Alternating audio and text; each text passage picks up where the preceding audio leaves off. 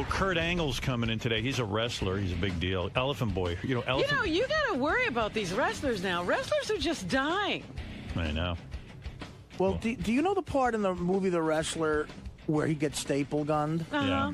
You know the kid who's my bodyguard I showed you a picture of? Yeah. The kid who came home when he was 17 and his parents were gone? He does that shit. He wrestles. No, not Kurt. This kid wrestles in amateur wrestling matches around Jersey. Almost the exact scene in the movie The Wrestler. And he staples himself? He's been in staple gun matches. Oh, jeez. Wow. I mean, like, there's no phoniness. They staple gun. Right. Right. What's your problem with that? I don't know. I guess Why don't you grow up and accept reality, man? That's making a living. Yeah, I But, guess so. You know, just a couple of weeks ago, the test was found dead. Yeah. And then, we had that guy who killed his wife and kid and then killed himself. Oh, yeah, that guy went nuts. Yeah. I told Elephant Boy you could come down here and meet Kurt Angle, but he's going to have to do something. I'm just worried that Kurt Angle is... We had a good idea. We had a whole bunch of ideas. Where is Elephant Boy? Bring him in here real quick. I haven't seen Elephant Boy this year. I got to tell him he's got to do something to meet Kurt Angle. He just can't meet Kurt Angle. Yeah, why should he just get to meet him? I mean, I love Elephant Boy, but, there are rules. Hey, Elephant Boy. Boy, you gained weight. Put on a few, huh? Yeah, for a little body. Gary says to me this morning, you think Elephant Boy will be wearing his fanny pack? Yes, I go, and there it is. There it is. And Elephant Boy's the last fanny pack wearer, I think, in the country. And look at that color. I mean, that must be from the 1980s. He's got a fanny pack that not only is a fanny pack not cool, it looks like a colostomy bag on his hip, but... He's got a fanny bag that doesn't match any outfit he could be wearing. It's a purple fanny I am bag. not color coordinated. Yeah. What color is that, would you say? Purple? Maroon. What? Maroon. Yeah. Maroon. Moron. That isn't maroon. Whatever. Why would you get a maroon fanny pack? Yeah, it was on set. That's why I say have enough pockets for me and I don't lose stuff. Why don't you get like a knapsack or a cool thing like a bag like I got? I have a knapsack I usually take to walk with me, but this is like with my small stuff. Yeah. What do you got? What do you got? What is so important that you got in your fanny pack? I got my radio, my cell phone, my cards. Credit cards. Yeah, but can I ask you something? Yeah. Why not? You see, like I got like a case, like I carry around a bag. Yeah. Because like that fanny, I'm just saying that fanny pack attached to your belt. Well, maybe next time instead of I take my knapsack, I do have one. No, because that's a lot cooler. I'm just. Well, he's always wearing that fanny pack. Yeah. Elephant Boy has always reminded me of a celebrity, and it just fucking hit me who he reminds me of. I'll tell you exactly who you're thinking of. Okay, go ahead. I got to think of the guy's name. I know he's been in a couple of movies. He's been a guest. He's been a guest, and I can't. He's blonde hair. Not the guy I'm thinking of. I'm thinking of a musician. I'm thinking of an actor. I'm thinking of an actor too. Okay, I'm thinking of a musician. See if you're with me here. He looks like if Ron Wood sustained a bad head injury. Doesn't he look? He looks like he got Ronnie Wood's nose. He looks like Ronnie Wood. Who are you thinking, Fred? I'm thinking of David Arquette. See, I'm not thinking of David Arquette. I'm thinking of. I can't think of the fucker's name though. What?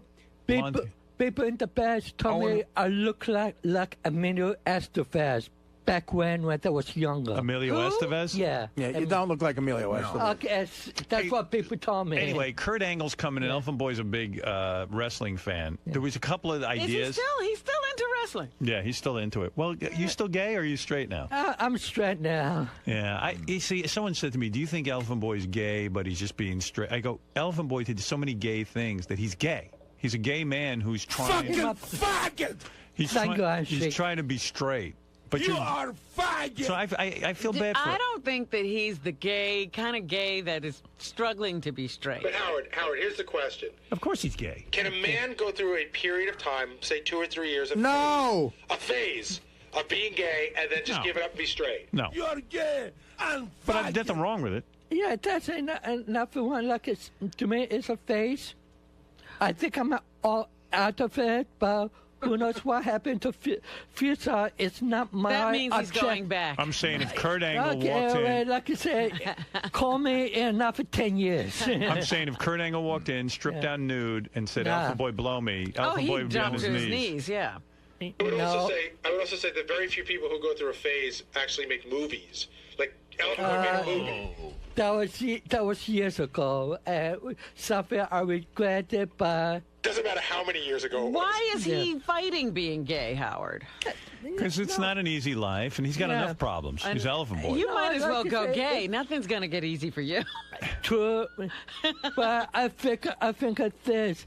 As a mother of a hard time, I get to get ladies. I have double the hard time getting men. Really, you think? Yeah, I think the most I can get is like old guys. So he doesn't feel that he could get anybody good-looking men, so he's sticking with women. You can get good-looking women?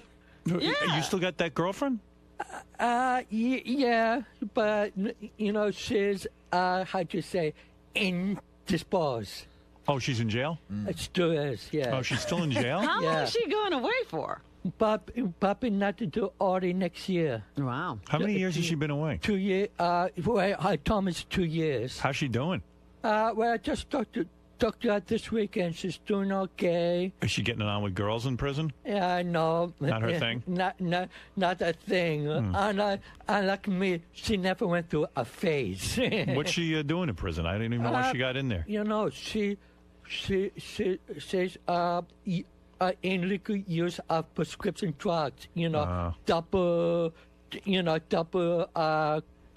burning from different doctors for the same prescription, and then give it to other people. So she was selling it. Not started giveaway, and also, possessing. And wow, you get 3 years for that? And Rush Limbaugh didn't do a day. If it was for the first crime, she would only get possession. But then they discovered she was giving out to her friends and so they threw the book at her. She was distributing them. That's the word. Right, distributing. See, Limbaugh kept it all for himself. Limbaugh wasn't distributing. Yeah. He bought it. And the thing is, she was risen out for Artie possession, but she had the same judge that configured her, and he was brought up with no nonsense. I see. Yeah. Did you get that? Did you? Yeah, I saw that. Did you know she was using? Yeah. You did? Yeah. Why are you mad at Doug Goodstein? What's going on? Doug Goodstein, two things. I missed you. And one is the at the Whack Pack Barney when we did. He said I stink, and I was with Marianne from Brooklyn. She said I didn't stink after all the time there. Yeah. But if Elephant Boy got a bad... if it was just that, I wouldn't mind. Right. But then I've been getting complimentary service of Howard TV as a friend of the show. Yes. All of this Sunday, I saw my capable. I was being judged, and I want to know why. So I make an inquiry. Huh. No answer from there. I spoke to an associate docs. I emailed once or twice. Tell me what's going on. He said, we look into it. To Doc, that is harassment. It's not like I've been tapping every day what's going on. Every few days, if I didn't receive an answer... They won't give you complimentary Howard TV? No. You're kidding? No. So Doug, give Elephant Boy complimentary Howard TV. What is that? Yeah, and you know what? If it just said because of the state of business... No, give him an answer. Doug, why can't you give Elephant Boy an answer? What are you doing? I did give him an answer. What'd you say? He doesn't. He's like Jeff the Drunk. He doesn't take no for an answer. You're hearing his side of the story. I never got it because I sent copies of my emails Doug sent to me to Shirley, and no way the only answer I got is that we are looking into it. Right. And after a couple Did you look into it? I looked into it. It's not like you just hit a button. There's more. There's a lot of layers involved, and there's a lot of red tape involved. Like I know that. And I actually stopped looking into it after he became such a pain in the ass. I'm not gonna bend over backwards for him when he's just he calls like Jeff the Drunk. He goes around the office and calls people. Because he emails people. He wants an calls answer. That's what I gave him an answer. I said we're looking into it. Relax. I'll show you the email. Do you see how good Howard TV is? This guy's ready to have a mental breakdown. Yeah, he's calling. I said the first time I look into it, I'll get it for you. It's relax. Like no. Sit and wait, but he doesn't take that. And wait, like after a week or so, use it.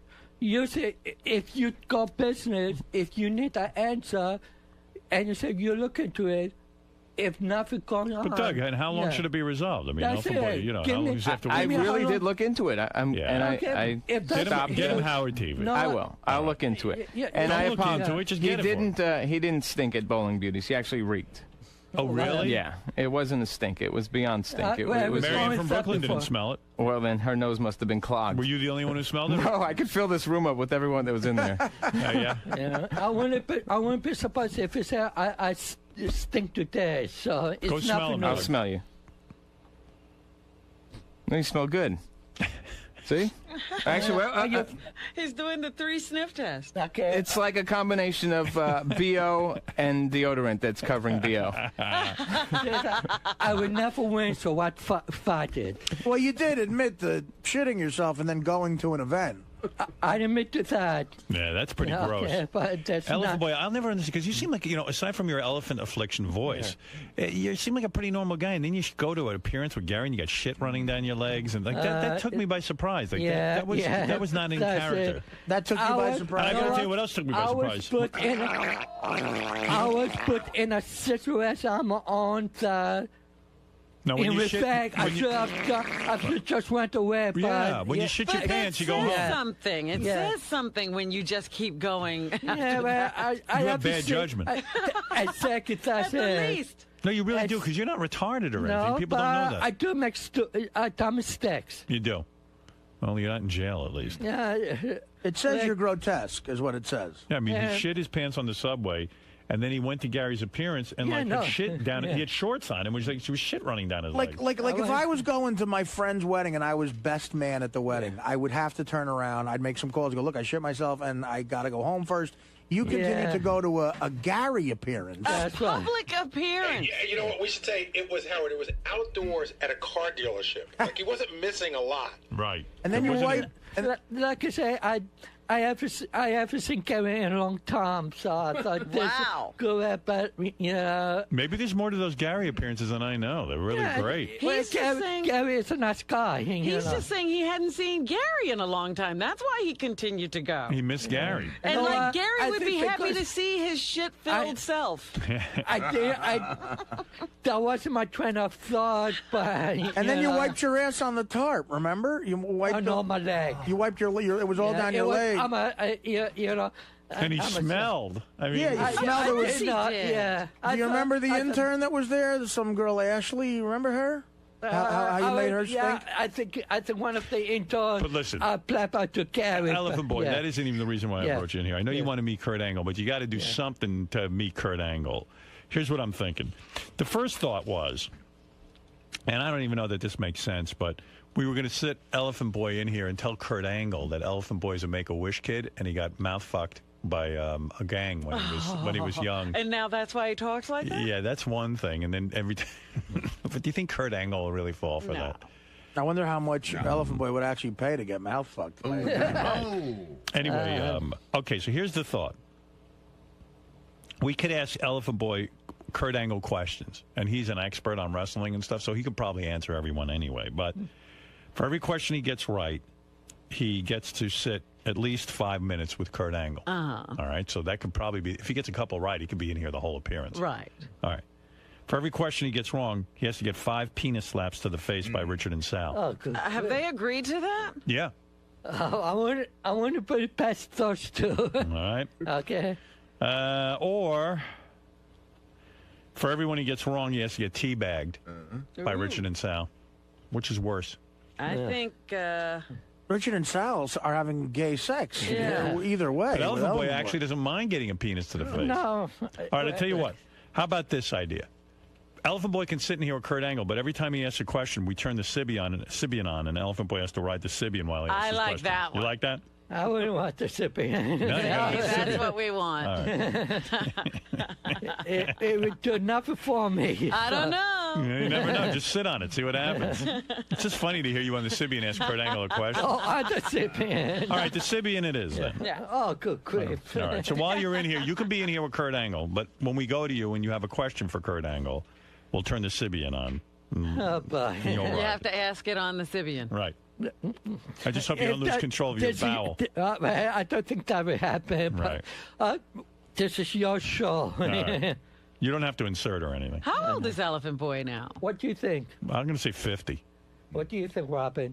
Yeah, I was going to say around 45, 50. Yeah, well, my birthday is 1958, so I'm 50 and a quarter. Wow. 50. Yeah. 50's Elephant Boy, but he's always a boy. Elephant Boy. Still a boy. You won't never give me the moniker Elephant Man. No, So. no, that's not you. All right, Elephant Man. Go sit outside and wait for your Sibian ride Oh, with God. Kurt Angle. All right. I'm really looking forward to it. Okay, Why do you love Kurt Angle so much, by the way? Why was this so important to you? All right.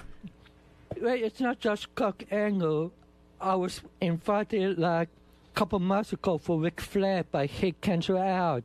So when I heard that Kurt Angle was going on the show, I asked her if to take up on my rank. Why do you love Kurt Angle? Oh, Kurt Angle is one of the top wrestling stars today. Right. Remember, Elephant Boy used to go to all the wrestling matches, and you were almost like in love with that one wrestler. Yeah, Mick Foley. Mick Foley. What happened to him? Jack. Cactus Jack. Him too. What were you? Yeah. You had a mad crush on him. No, not quite, because he. Oh please! You were hanging around the locker room. No, he was making business in the New York area, and I know from his reputation of being extreme, hardcore, that whenever you see him, hardcore. It's fake, right? You don't wrestle. Oh yeah, fake. it's good. Yeah. It is. I'm not giving enough of the business, but whether it's fake or real. No, it's fake. Okay, Whether it's fake or real. I'm agree with you, but Mick Foley, Kurt Angle gives 100% of himself. Right.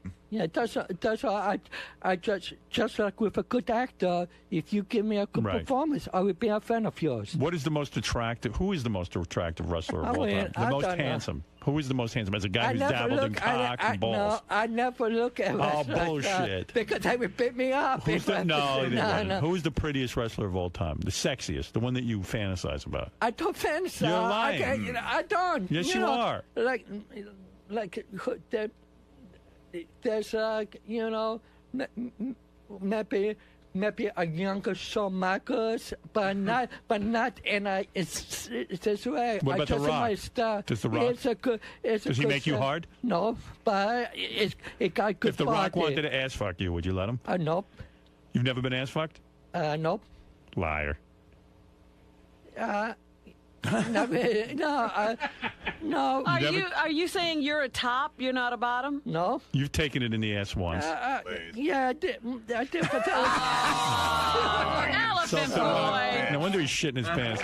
Fred went, please. Yeah. All right, let me ask you. Powers. All right, I'm going to give you. Why do you say these things and then have to recant and say, "Well, I did"? Because I have no memory of it. It's not like stuff I'm. You don't remember getting ass fucked? You remember that? It's so long that I don't pay attention to it. I'd have that date marked. You know, you better stop paying attention. Yeah. I would have that date marked on my calendar.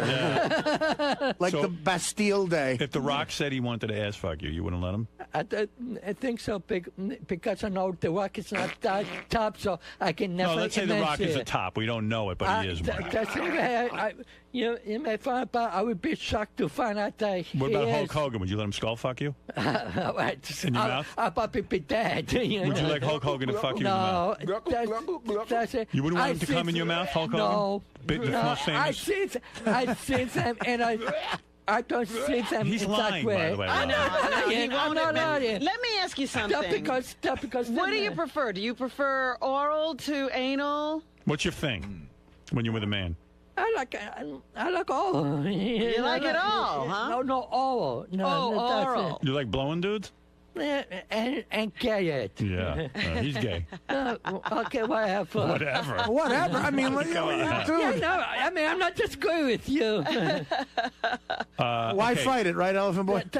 Yeah, why fight it? You've been fucked in the ass. You like blowing guys and getting blown by Who's the guy who guys. fucked you? Like, how did that work out? Was that one of those guys you found through an ad? I think it was an ad. So why not be with men? I don't understand. Your girlfriend's in prison. Yeah, but That's not cheating, is it? Would you take a hand job from the Iron Sheik? Fuck that. Me too, sick. I wouldn't do it. All right, F, marry, kill. Yeah. I want to know your type of guy. Yeah. Okay? You have to have sex with one, you have to marry one, and you have to kill one. Okay. Mick Foley, Kurt Angle, Hulk Hogan. Seriously. F, marry, kill. Who would you F? I'm Don't rush him. He's savoring I'm this. thinking. He's thinking long term. Thinking about it already means you're gay, so just go in there. I got a picture. I have no idea. So I'm thinking. Talking Korean. Chung, chung. Okay.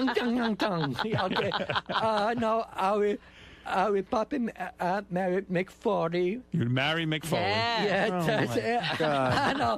I think it's the missing piece. Not for real, but in fantasy, I will fuck Kurt Angle and kill Hulk Hogan. You're killing Hulk Hogan. Yeah. This might be Because he's retired, you know. What about Stone Cold like Steve a Austin? young strapping wrestler. Stiff like, you know, it would give me an ass whooping I will never forget. You know what the right answer is in Jersey? Kill all three of them. That's a good answer. Let me ask you something, Elephant Boy. Would you like to wrestle with any of these guys? Like, Well, in such a promotion, I did like wrestle, you know, in some of the parts, but in the smaller, in the banter yeah, but if soccer. you had your fantasy of who to wrestle with, I would use it. Hey, Elephant Boy, do you know a high-pitched mic? Yeah. You attracted to him at all? No. You I don't was wanna back in, but not, you know, it's a nice guy, but he that's likes it. wrestlers, Howard. Yeah. You like big. I like nice people. If you're nice So people, why wouldn't you go out I'm with a your high-pitched friend. mic if I set you up? Because I'm being wasting his time. Oh, really? You're Yeah. wasting his time? Yeah. Why don't you get it on with guys? You're lonely. Why don't you? Yeah, but you know, I think things will be better. But next year. When's the last time you had sex? Yes, you know, like I said, she was at the beginning of last year. So that was 2008, probably 2007. Why would you be wasting high-pitched Mike's time? You know, because there's so many better fellas for him to find happiness with. You're just going to be a quick bang in the night. Huh? Yeah. Why don't you call a former Met Art Shamsky? Why don't you do a little one-nighter with high-pitched Mike? You two have some fun. Lick each other's asses. It wouldn't Lick some balls. Mike could blow you. Mike will blow you. Sure. Oh, you don't know what Mike is into. I say no. You want Mike to blow you? Gluckle, gluckle, gluckle. No, I would, you know, want it, you know. You don't want a blowjob? I'm a profit person, you know. In regards to what you talk about, I like to keep it off, you know, off the air, you know.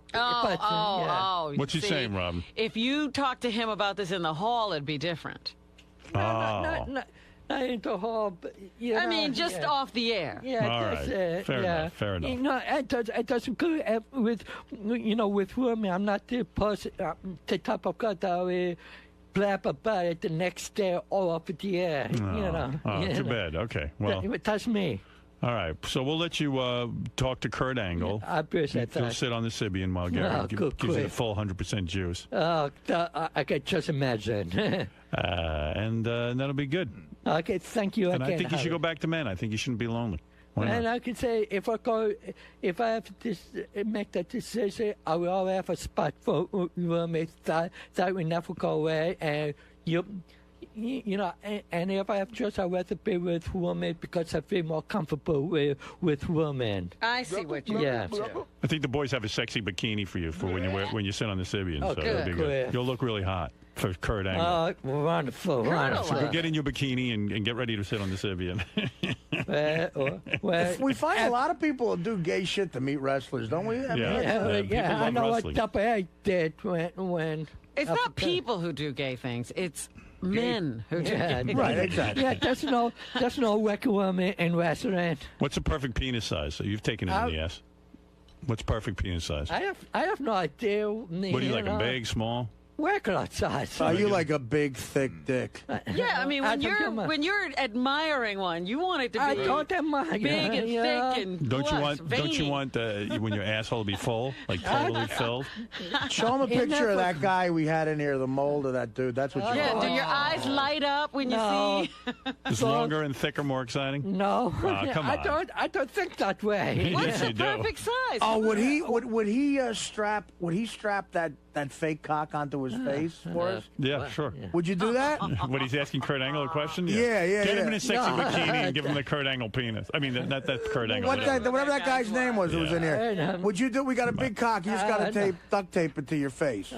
Not on my face. On my body, yes. On your body. All right, on your chest or on your something. chest. You yeah, know, big cock. where the pin is supposed to be. Barrett Long. Like Alien. No.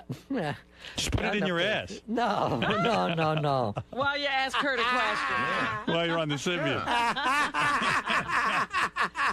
Excuse me, Mr. Angle. That's what you have to do. Come on. Can I live now? Yeah. All right, go get in your bikini. Go ahead. Oh, I can't wait to see you in a bikini. Oh, He's hot. good. He's not so bad. Go ahead. I know, he's got a cute little belly now. Yeah. I like And get that fake cock. Pregnant. And take off that fanny pack. that is the It's sickest. the weirdest look ever, fanny pack. If you And tried, it went away so long ago, he won't give it up. if you tried to find a shirt that ugly, do you think you could do it? No. There's no shirt that uglier than Elephant Boy's shirt. And it's the combination with the purple fanny pack that really sets it off. It's a yellow and like black shirt. It's piss yellow Piss yellow and shit brown. and purple fucking fanny pack. I mean, it's like every weird color. Fred, Yes. there's a lot of gay revelations today. Yeah, and the thing is, it's not that I'm not that gay. I mean, if I have to judge, it was like trying to do something different from my longest, but I tried it. That's okay. Go ahead. Okay, I'm sorry. I tried it. It wasn't that bad. I have to admit, to be completely honest, but it wasn't me. I would be more comfortable with a woman, in a love-and-death relationship than with a male. How come you had such a problem with possibly getting teabagged or getting smacked in the face with their dicks? Like I said, because that's not me, like I said, if I really want to do something like it, it's like with a woman. That's what I feel comfortable with.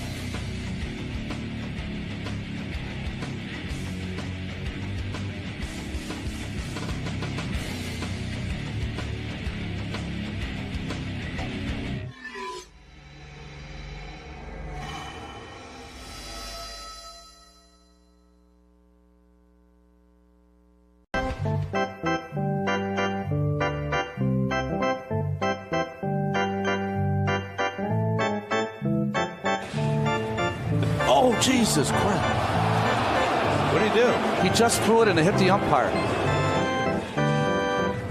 Oh, Jesus Christ. Oh, Jesus Christ. This is what I was afraid of. The most embarrassing ceremonial first pitch in baseball history. This is a disaster.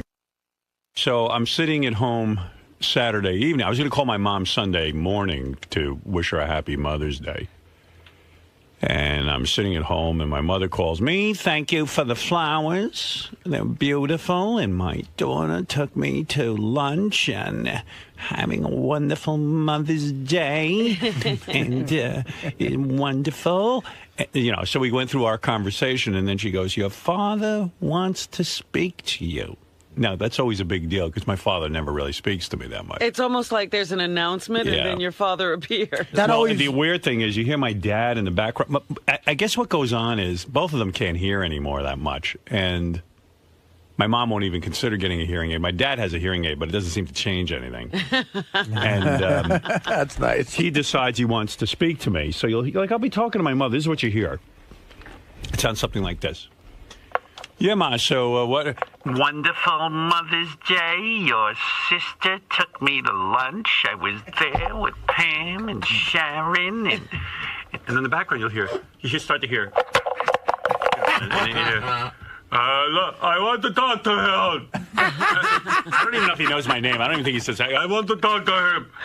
Harold. And she can't hear him in the background. Let me have the phone when you're done. Let me talk to her. and what, Ben? Talk to her about your father. He wants to talk. My mother starts getting nervous. Your father wants to talk to you. It's like a big event. Yeah, I'll hold on. Hold the presses. Yeah, stop the presses. And that's got to mean he's got a definite opinion about something. Yeah, like there's something not burning. To say, like, I love you. Or something. No, it was something like burning on his mind, so I knew it was big. He goes, I was watching television. Did you see it? I go, what? Did you see it? I go, see what? I don't know what you're talking about. Look, I was watching television. I tuned by the Met game. And they mentioned your name. I said, they mentioned my name on the Met game. I don't even... I go, all right. I go, Gary threw out the first pitch. He's been really nervous. My father doesn't even hear anything. He just goes, barrels on. He goes... That's right. Look, so I never saw a pitch so horrible. I go, what? He goes, I never saw when they would show a pitch on TV like this. I tuned by, and they're talking about Howard Stern's producer threw out the first pitch. He says, you never saw a ball thrown like this. I go, oh, my God, Dad.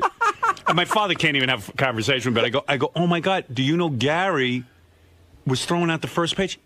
His worst nightmare is that the pitch would be wild. He goes, wild? I never saw a pitch like this in my life. Now my father's goofing on Gary. And I'm like, oh, my goodness. I said, you don't know how unbelievable this is because this is Gary's worst nightmare. He literally talked himself into his worst nightmare. Yeah, I said, this is his worst nightmare. I mean, I go, you're telling me it was awful? Now I'm getting like full of glee because if it was a good pitch, we'd be done. Yeah, it'd be over. Now I'm smelling the first 2 hours of the show are going to be fantastic because Gary's pitch was, he goes, it was unbelievable. The man is right. So the man is right.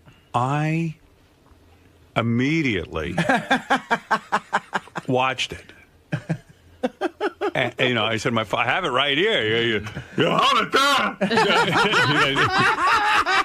He's like, send it to me. Yeah, right. Like, he wants to remember it. He couldn't believe it. Well, I watched the pitch. And Beth looks at me and goes, he threw it like a girl. Oh. So I go, what do you mean? She goes, I guarantee you I can throw better than that. She goes, my father, we used to go out and throw balls all the time. She's the first time. Her father was such a stickler for sports. I mean, she has two brothers who were both full scholarships for sports. Like Penn State type stuff. Yeah. Penn State full scholarship for football and basketball at University of Vermont. And, full ride, didn't have to pay for college. And she said, my dad used to, I would cry. He'd make me put on a glove. This is Beth. And she says he would throw balls at me until I would catch it. She said, the first ball hit me in the head. Oh. And he made me stand there and keep. He was like one of those sports dads. Yeah. Like the great Santini. And she said I was always grateful in a weird way because she goes, I could always play any sport and throw a ball. And I said, yeah. I said, I don't know what happened with this guy. She goes, I've never seen a pitch like this. So and he supposedly can throw a pitch, right? So I don't know who told him that. So we're drinking a bottle of wine at the house. You're on that dead-end street still, huh? Yeah, I'm still drinking. I'm sorry, Artie. And, I got to... Hey. I'm moving 2 guys in with me to watch me full time. Why don't you make your own grave over there? Yeah. So... Anyway, and by the way, when I saw the pitch, I saw Artie was standing right there next to the catcher. Oh, Artie did show up. I showed up. He was down on the field. Oh, I showed up. And I said, where were your 2 bodyguards? One was Joe was right next to me. Oh, he was. Look at it. You see me and Joe laugh like we're watching. I got upset. I thought you were on your own. No, he escaped. No, Joe was with me. Oh, good. Okay. Yeah. All right, because that's a place to score, Shea Stadium, whatever stadium that's called now. Oh, no, City Field. City Field. Believe me, the neighborhood outside City Field is the same as it was outside Shea Stadium. Right. It looks like it's a bunch of chop shops for cars, though. I got to call Gary.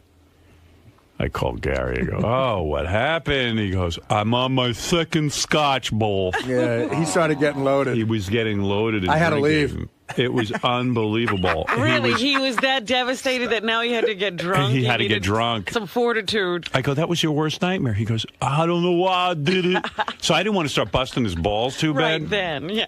I watched this pitch. I wrote to Sal and Richard. I said, find that kid who does the animation for us. Kevin Lofton. Yeah, Kevin Lofton. I say, find him. I said, so follow the trajectory of the ball. After it leaves the stadium, where does it ends up in outer space? But you see it, you go with it all when it's orbiting the Earth, the pitch. It's space junk now. I mean, it was unbelievably bad. It was Where a double. did it go? Well, it was a double whammy because, first of all, I wish I would have played catch with Gary because I love Gary to death. But someone's misinforming him. He can't throw. He throws like a chick. Oh, and that's what I would have Beth said. I would have played catch with him for 2 seconds and begged him not to do it. I would have said, I said, Get your son out I'll there. teach you how to call in sick or something. I mean, you can't do it because he throws like a, I mean, he didn't play high school ball. But that's why he was nervous, because you're right. He claims he can throw a ball. He can't. He can't throw a ball. No, he can't. I would have known it. John Hine is not his friend because John let him believe he can. Anyone who plays catch with the guy, I said 2 pitches, I could have figured out he can't throw a ball. Did the umpire actually catch the ball, or did he like? He just go get it. He had to go get it.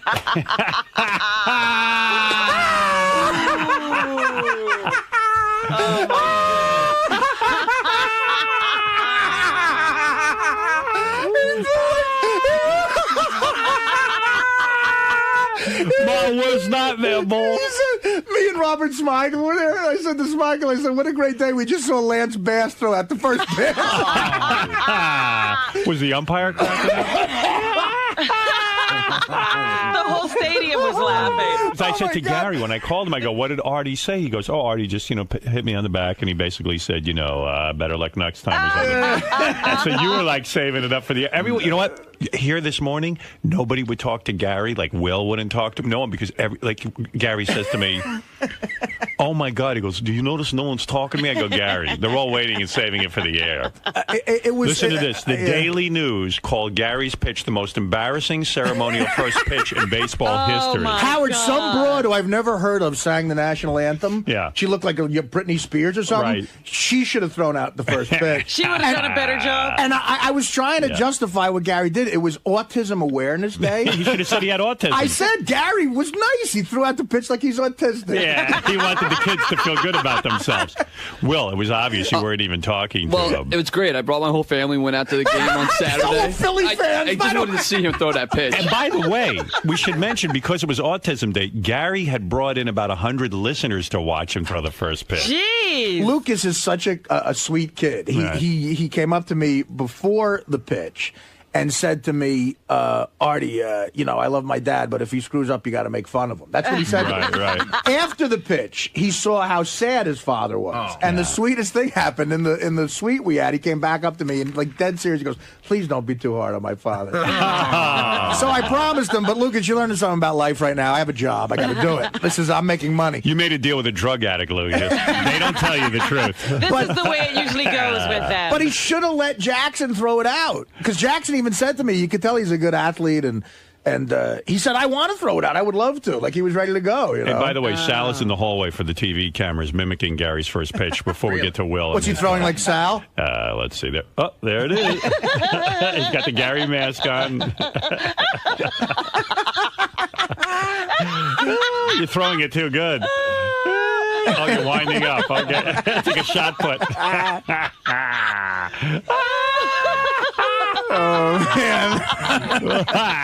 That's funny. Wow. When Sal does that, that's funny. That should be Sal's stand-up act. I mean, when I heard Will was there, I'm thinking, like, it's all Philly fans, like, in his family. I was worth every penny. So what happened when you were in the stands, you were watching? Yeah, we were way back in the outfield, so I had a bad angle for it. So he throws the ball, and you're like, oh, okay, it's going to reach the plate. He actually threw it far enough. Right. But then it hits the umpire, who's about 5 feet right of the batter's box. You're like, is it even physically possible to throw the ball that badly? Ralph, you're on here. Did you see the pitch?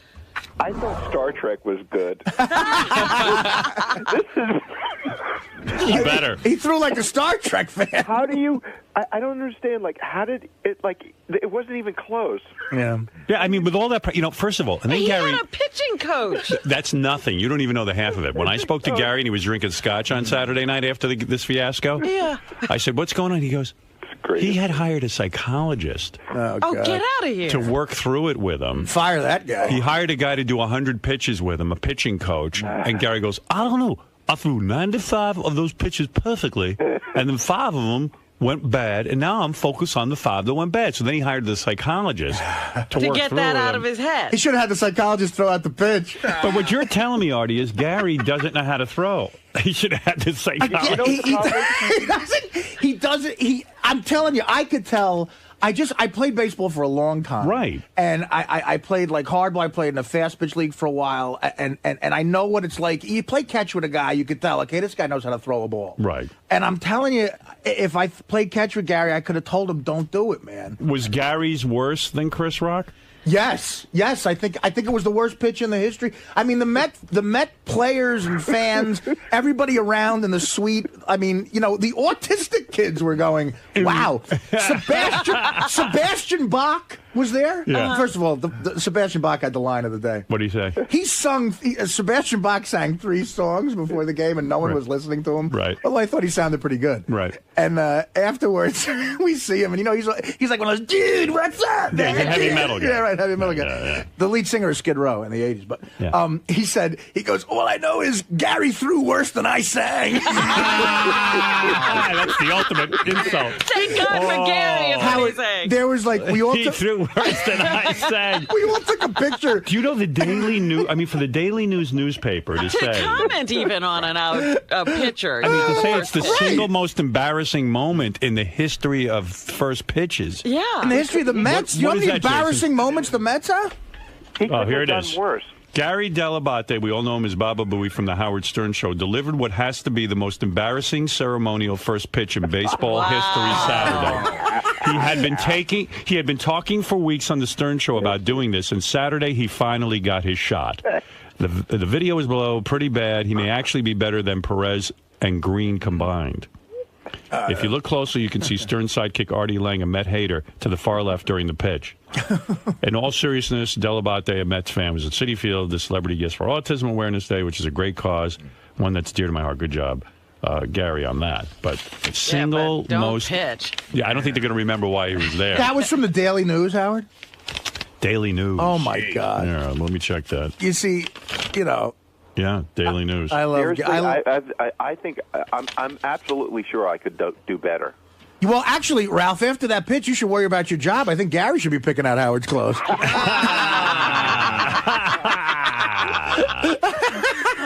I mean, what was that? What? I mean, Howard, first of all, so in other words, what I'm learning is Gary doesn't know he can't throw. Yeah, and a lot of people. But you know how everyone thinks they're funny? Right. You know what I mean? My buddy's the funniest guy, and then you meet him and you want to punch him in the face. Right. There's a ton of guys who think they can throw and they think they're athletes. Artie, listen. He didn't even come close to the plate. I understand, Ralph, but I'm sure Gary could at one time in his life throw. I'm sure he remembers being in the 8th grade, throwing the ball and being good. But Artie, Gary's had such a different life than playing Artie, ball for so long. About throw like he's a pitcher, he's a sportsman or something. You can forget to throw? Yeah, I think you can, sure. You get to hit the guy you're throwing at. Well, I mean, Maybe Gary thought the umpire was the catcher. Gary, the single worst. Do you think yours was worse than Chris Rock even? Gary. No, okay, so mine wasn't worse than Chris Rock because mine stayed in the frame. You know what I mean? Chris Rock went out. And by the way, I would love to have Chris Rock's publicist because you can't find a video of that anywhere. Is that true? You can't, Howard. I searched high and low on the internet. They must have had it scrubbed. It's not on YouTube? Nope, not on YouTube. Nowhere. How is that possible? I don't know. Seriously, if somebody's got it. You were freaking out, too. You said to me, I don't understand how they're showing this on TV over. And they never showed the first pitch, and yet they were showing it everywhere. In fact, here, wait, let me play these for you. It's the most popular thing on YouTube. Wait, let me play this. Yeah, Howard TV has video of the throw, by the way. Here's the... let me see it again. I don't think Here it is. This is like watching...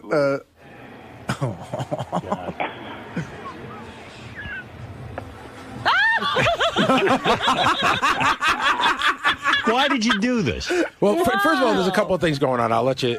What happened? I swear to God, I can throw, and I swear to God that the way that looks like I can't throw. Okay. And I'll tell you what's going on. No, I'm gonna tell you. Explain it. I'll explain it to you as best I can. Like, do you know right away that was the right after you released it? When do you realize this is going horribly wrong? So here's a few things that are going on. I can throw better than that. I promise you. Right. So I'm standing on the side. Yeah, but that doesn't count. No, I got you. Moment. I knew it was one pitch. So I'm standing on the side, and I've got like 8 minutes before I have to go out there. I'm just getting more and more nervous, more and more nervous. I start to do that thing that I do. You know Lick how your lips? No, dry heave. Oh, I didn't even know you did that. Like when I get really nervous, I start to cough like I'm going to throw up. Oh. Gee, I didn't even know about that disgusting. Oh, you didn't? Yeah. I thought you meant licking your lips and teeth. No. I start to get the dry heaves. I've been given so much advice from so many different people. Some people say, just go out and throw it. Don't what pitch. Kind of advice are they giving some people say, just go out and throw it and don't pitch. And some people say, go and pitch. And what that was a bad combination of me saying I'll pitch, and at the last minute go, no, I'll just throw it. You know what I mean? It was a bad combination of gay guy and chick. Right. Listen, I can't. Did Artie bust your balls there, or you saved it for now? They saved it for now. Yeah, right. That was smart. I'm an 8-year veteran on the show now. I know what to do. Why waste your time there? No one can hear it. I asked Smigel to call me with any joke he had. How bad? So once you release the ball, and you see the umpire trying to chase it down. What are you thinking at this point? I'm thinking this is what I was afraid of. This was it. This Right. was all of it put together, the worst of the worst. I mean, you start thinking of all the things you don't want to do. You don't want to throw it over the head. You don't want to bounce it. I mean, for my father to call me. No, your father was the least who called me. Oh, my God. Who called you? Well, it's always funny who wants to be the first to give you bad news. Yeah, I was pretty much the first one on your face. I got a lot of texts. Like, the first person to give you bad news is your arm. Right. A lot of people were texting me. Yeah. I got about a dozen texts from Booker. It started with, hey, heard it didn't go well. Hey, that's okay. I did it once. And then around the 8th or 9th one, it's about 6:30 at night. I'm drinking, and it just goes, dude, you're on the news. That's what the text says. Yeah. Wait, who sent you that? Booker. Oh, Booker. Hey, at least you made the news, man. Yeah, that's true. Yeah, if you had thrown out a perfect pitch, it would have been over. I didn't think it was going to be this bad. Once I saw how bad it was, I thought. I thought. Listen, here's what happened. This is Star Wars big. Here's what happened. So here's what happened. So it's a bad pitch. We all know it's a bad pitch. I'm bummed out, but still, in my mind, it's within the Howard Stern universe. Right. Meaning, you come to work on Monday, you guys make fun of me, we show it, we put it on the TV show and everybody sees it. Jeff Currow might yell at you. Right. Yeah, all right. So and the listeners are there, but listen, the place only holds 40,000. You know what I mean? So what happens is during the game, this guy Kevin Burkhardt is a really nice guy. He interviews me during the game, and then they show it. When they show it, my heart just stopped, because then I realized now it's been taken out of the Howard Stern universe. It's on everywhere. And sent to the world. Right. And then, like yesterday before the game, Jackson puts the game on every day. And before the game, that mayor of Cincinnati that threw like the worst pitch ever? I turn on the game. It's 12:59, and I see they're doing a side by side. Oh my God! I'm not kidding. But here's the worst. Here's the worst part of the whole This thing. is one of the worst catastrophes I've ever seen. And they say it's close. Wouldn't it be cool if Major League Baseball started to use this clip like in an opening montage for every single game? Like it became like a wide world of sports kind of thing. So they decided that as bad as mine was, it's pretty bad, but not quite as bad as the mayor of Cincinnati, but it's very close. Right. So I realize now that for all eternity, I'm the second worst pitch. The worst pitch in New York, the second worst pitch, and I'm linked to the mayor of Cincinnati. This might make Jackson a Yankee fan. Well, all of this is going on the whole weekend. Like, leading up to this, Mary's like getting mad at me, even like the couple of days before the game. Because you're stressed out. I'm stressed out. I'm ruining everything, and because Beth said to me, "How will Mary be about this?" I said, "Mary's a real ball buster. She's not going to sit and give him any compassion." No, so she shouldn't. I mean, this is ridiculous. So it's the whole thing. He embarrassed the whole family. Have Mary and your sons been relocated yet? Aren't they in the witness protection program? So, all right, here's your new name. So we get home on Saturday, and I'm really bummed out. Mary's like, God, like, I've been putting up with this for 2 weeks. Is this going to go on now? And I'm like, you're a woman. You do not understand what this means. And she goes, you're a woman, too. So yesterday... How do you understand what it means? So yesterday at 1 o'clock after this thing is on TV... Right. Wow. I just, hang my head, and I go in my office, and I'm in there. And she just comes in, and she goes...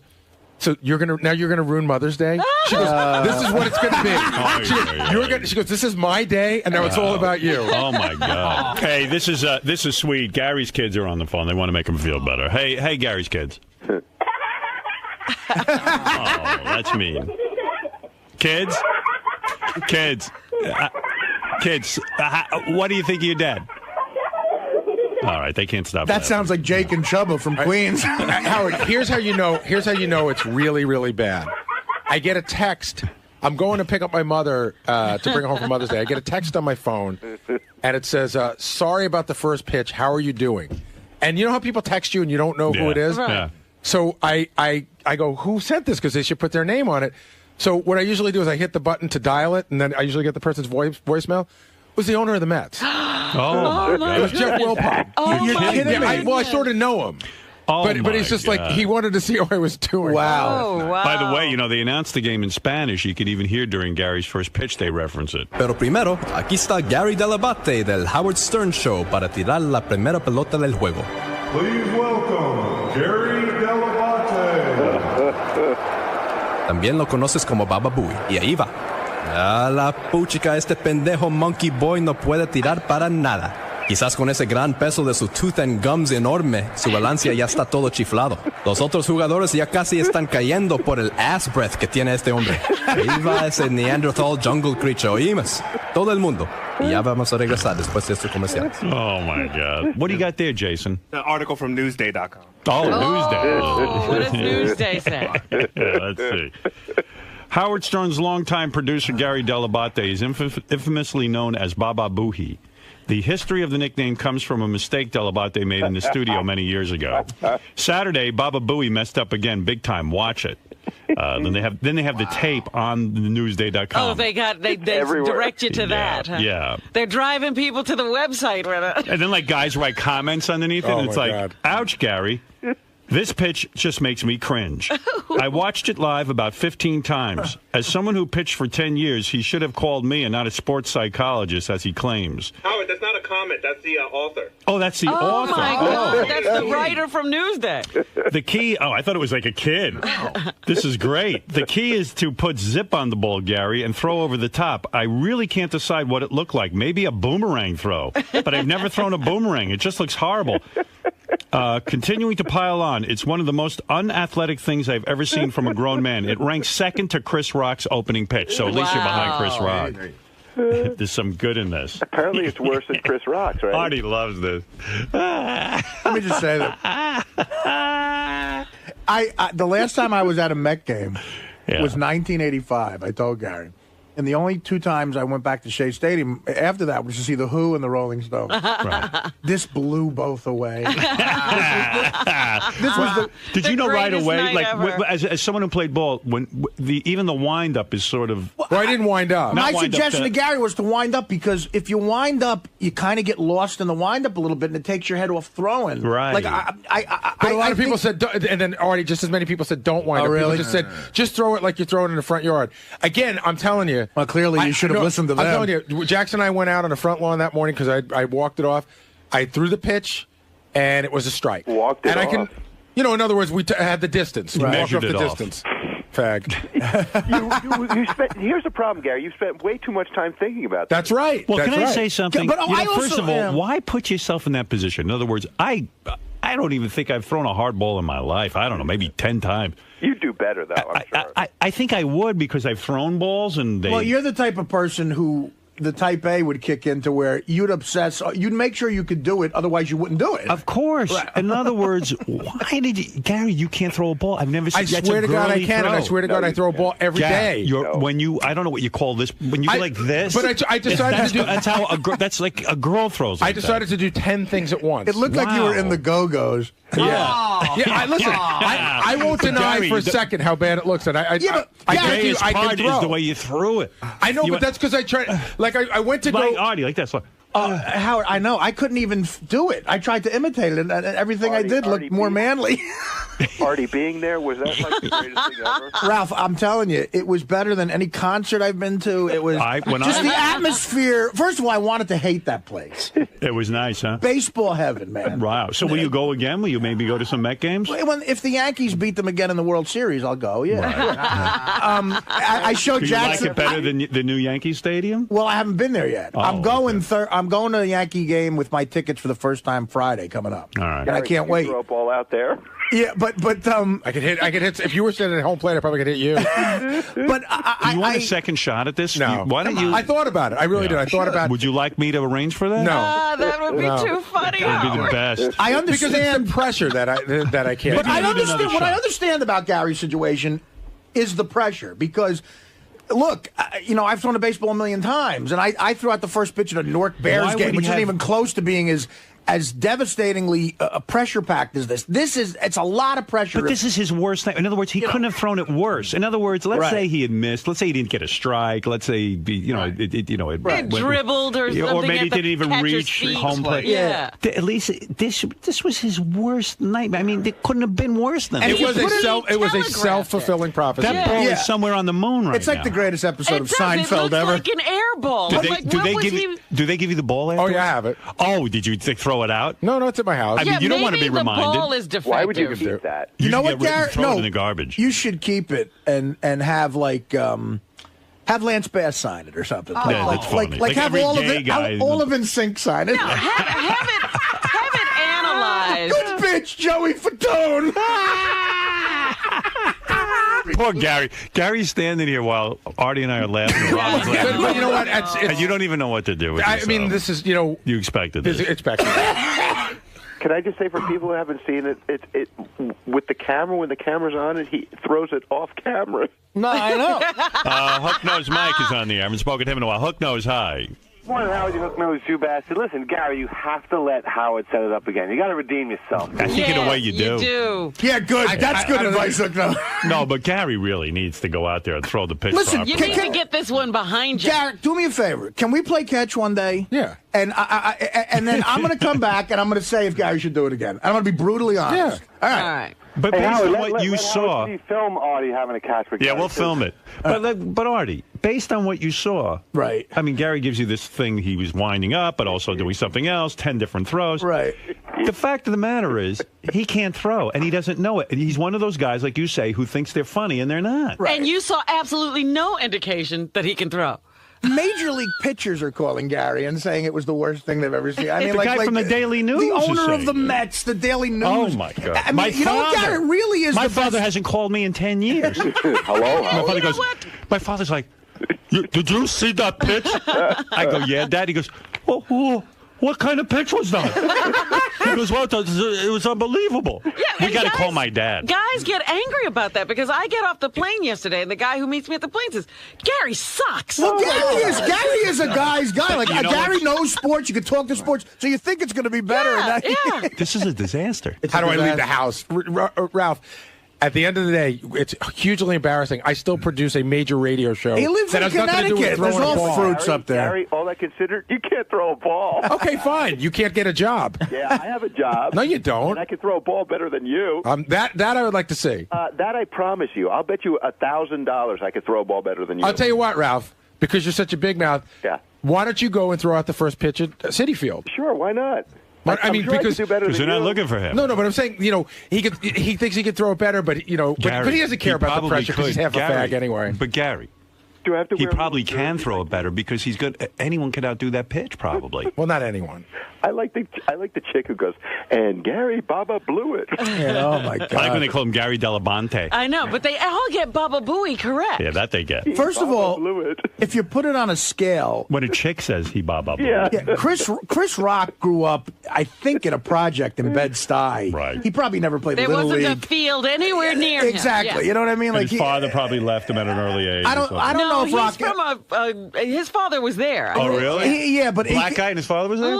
Okay. According to the show, everyone hates Chris. He's got a dad. I don't know, but he grew up in Bed-Stuy. I know, so there's he probably didn't spend a lot of time playing ball. Yeah. So you gotta give Rock that a little bit. You know, Gary actually played. Gary's is probably worse than Chris's on that level. I mean, all the preparation. Yeah. Right. Yeah. Doug Goodstein from Howard TV. We have multiple angles of this, so we just analyzed a side angle of Gary, and in mid-pitch, you'll see he licks his lips, too. By the way, how do you have multiple angles of this? Because you were allowed to shoot this, we're right? doing a real licensing deal with Major League Baseball. Yeah, Doug sends before you roll stolen footage. Yeah, Doug sends me a note this morning. Tell everyone not to watch YouTube. To only watch it on Howard TV because we have a licensed agreement with the Major League Baseball. It's just frustrating. And I'm sitting there laughing. Yeah, okay, Doug. Yeah, everybody's going to say, then it's so I'm going to frustrating. I watch spent you. hours making a deal with Major League Baseball on Friday, and then Yeah, but you got the multiple angles and stuff. Everyone will tune into Howard TV. Doug, Howard's a powerful guy, but I don't think in this day and age he's going to get no one to watch YouTube. I know, but Howard says no one watch YouTube. I didn't say that. I said he's going to promote Howard TV, not YouTube, where it's illegal. Well, because no one's going to wait for Howard TV. They're going to watch it on YouTube, but you're going to have a funny multiple angle. And then after this, there's also a shot when Gary ran out. He did something weird too. I don't even know if I just jumped over the line. Yeah, he did like a weird hop over the line. All right, so here's Gary from another angle. Artie, watch carefully. You're our expert. Go ahead. Here we go. Look, where did he go wrong? Ooh. Right there. Yeah. See, even I know, and I'm not an expert. Oh, but look at his face. Oh. It looks like he was aiming for the stands. There's a beaten man. You look like a beaten man. Are any Met players laughing in the background? Well, that's another thing. So I got a buddy who works for Rawlings, and he knows all the players. So the whole time he's emailing me, like, good luck with the pitch, how did it go? And he sent me back a note. This is probably the most stinging one of all. I got reports from all the players. It's worse than you imagine. Oh, my God. So that means, like, the players are like, now it's like the inside joke of the clubhouse. Yeah. I know how much this matters to Gary. And it would matter to me, too, Gary. Yeah. I mean, what I would say in my head was, just don't look like a chick. Right. You know what I mean? Like, just I would throw it as hard as I could, and if it went wild, I would go, look, a lot of Major League pitchers throw wild, too. Absolutely. But just don't look like a broad. I don't know. You know, it's a lot of pressure. Artie, be honest. You wouldn't have thrown a ball like that. No, of course he wouldn't. It's physically impossible. Here's that little hop. You couldn't look like that. I don't think so. Here's the Gary hop. Well, that's superstition. That's a lot of players do that. Managers do that, He too. should have stepped all over that line. Yeah, I don't know why you cared about superstition. And I just want to point out one thing. Not that it matters much, but I didn't hire a sports psychiatrist. The guy, Fred, the guy emailed Fred and whatever. That I called, but I didn't hire him. I didn't pay him. You met with him though. No. He gave me his phone number, and I talked to him on the way home one day. Yeah. Yay. He was a big help. How are you a Little League coach? Do you teach the kids how to throw? Oh, my God. How can he go back? Well, Little League chicks play. Well, no, by the time I get them, they know how to throw, so I'm not teaching them how to throw. I'm teaching them where to throw. Listen, I pitch batting practice. I'm telling you, I can do better than that. Right. Batting practice. You know what's the greatest Batting practice for who? For the guys in the dugout? What is that, Ralph? Gary has like a jersey, like a baseball jersey on too. Yeah, no, it's a T-shirt, Ralph. They gave him a Met shirt that said Baba Boo. Why number 9, by the way? You know, I don't know. The guy handed it to me. I have no idea what the number meant. So, Gary, someone told me that your attitude with this pitch is that you're going to embrace it fully and just start living like a woman. You're going to start. Really? Who told you that? That's what someone told me. Like you're going to get you the operation. Changing his name. Yeah. That's who you should get to sign the ball, Siobhan. Dominic, you're on the air. Well, two things. First thing, I had to go to criminal court Sunday morning. A businessman got into a fight with his girlfriend, beat her up. I go all the way in the back where everyone's locked up and all these people are in there. And I go up to my client, and here he is, never in trouble in his life. He says, first thing he says to me is, did you see that pitch? Is that true? Is there any chance that that's true, There's Howard? no way that's true. Dominic is so... Guys in jail? Can I tell you, walking in the streets, people are yelling it out? To you? Just yelling it out, of course. It's incredible. The pitch heard round the world. All right. Thank you, Dominic. To be yelling, why don't you get married for a fifth time? Yeah. Yeah, I'm not sure which is more embarrassing. You're dating your ex-wife? Speaking of Dominic, Gary would have done better if he just ran up to the umpire and hit him with a plate of pasta. Wolfie, go ahead.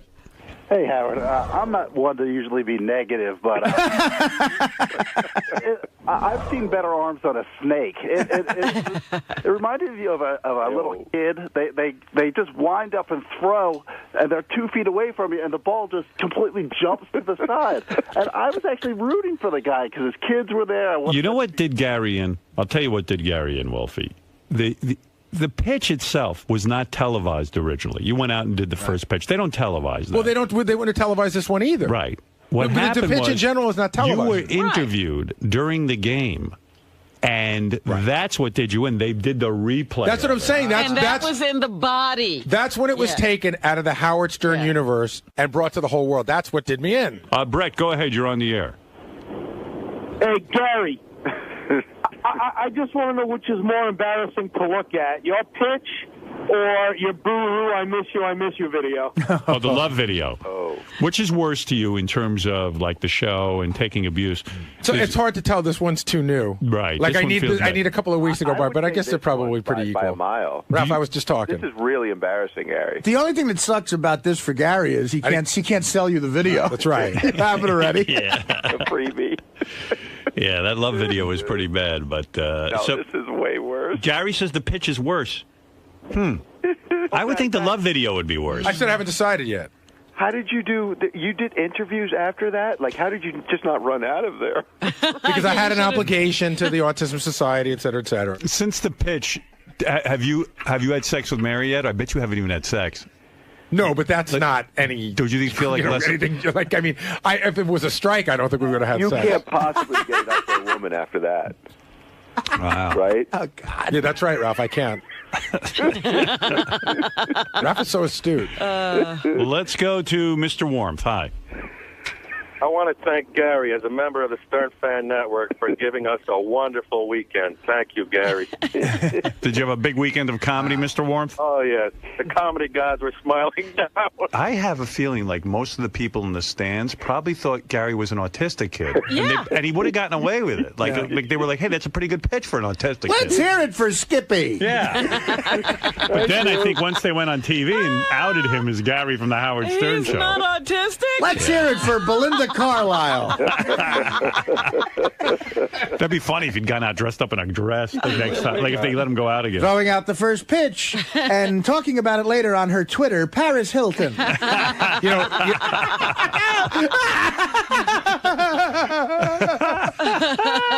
So, Artie, I got a question for you. You doubled over with laughter on the field. Howard, I mean... You turned away. Listen, you were so embarrassed it was for him. such a great New York moment. New Yorkers are so brutally honest. You doubled over with laughter where you had to hold on to, I saw a railing. Yeah. I held on to the back thing. You almost fell over. Yeah. I had been to the gym. I was weak. Well, Gary, I don't know. I don't even know if you saw it the first time hit the umpire. You were so funny. Oh, my God. It really was one of the... Listen, I was at the game where Reggie Jackson hit the 3 homers. There he goes.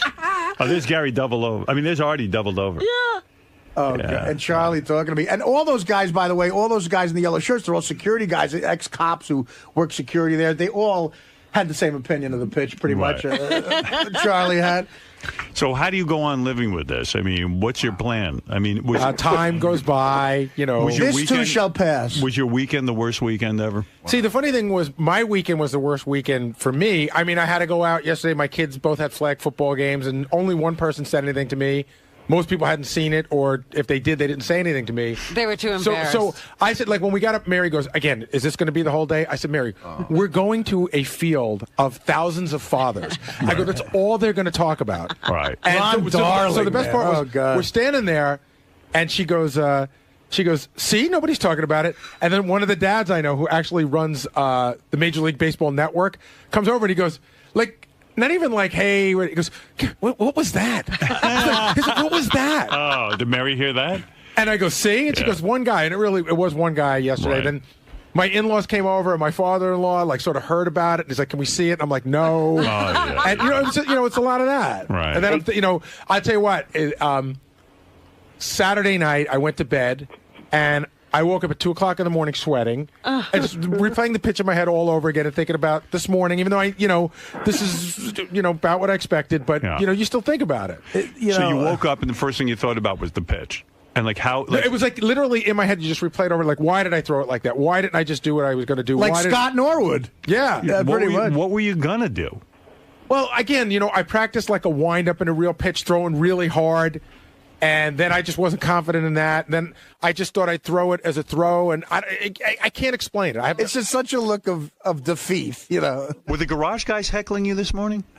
Because that's what I heard. No. The guy in the garage is. Yeah. I got to tell you, nice pitch, maricon. What did the guy do? No. John, who runs the garage there, who doesn't have a Spanish accent.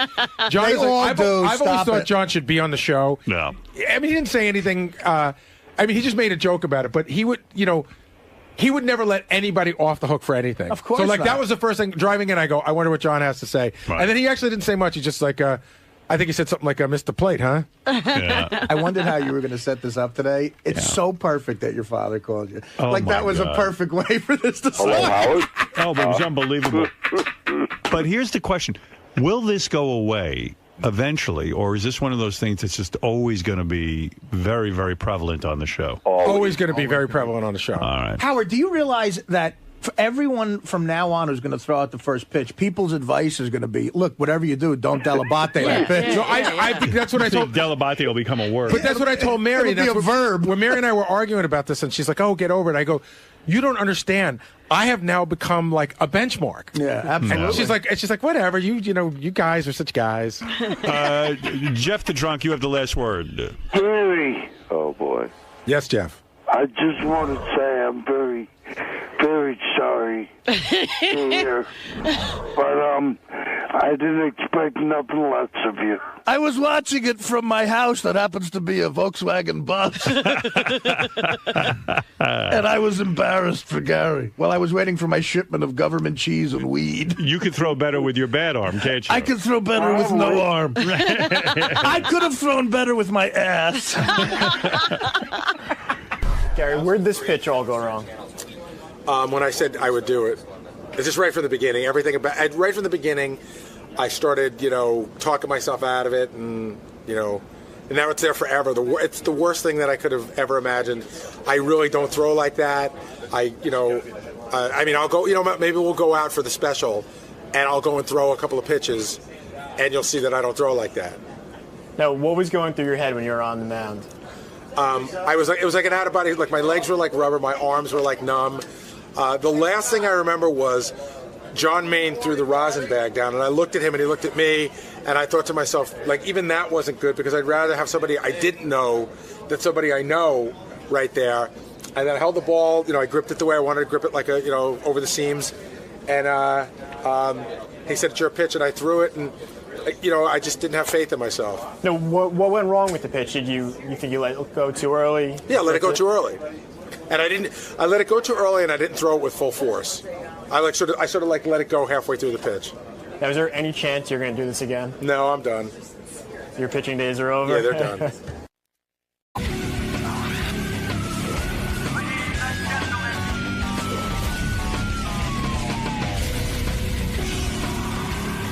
Hey, Craig, what's up, dude?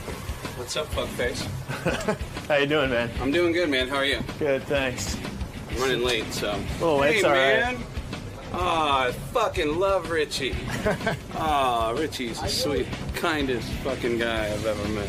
So, what brings you back to the show? To report in, to give thanks, because it's literally, people say, oh, thanks to Howard for everything. I would not have a career if it wasn't for Howard. Every single TV thing I've ever gotten. Including Sex and the City, King of Queens, everything was because the people that wrote for the show were fans of Howard's. So I came to give thanks and hopefully be funny. So cool. All right, man. Hang tight, and we'll see you in a little bit. Thanks, man. Craig Gass is a comedian who refuses to do a pre-interview with Gary. Gary wanted to ask him what was going on ahead of time. Oh, really? Like Craig, sorry.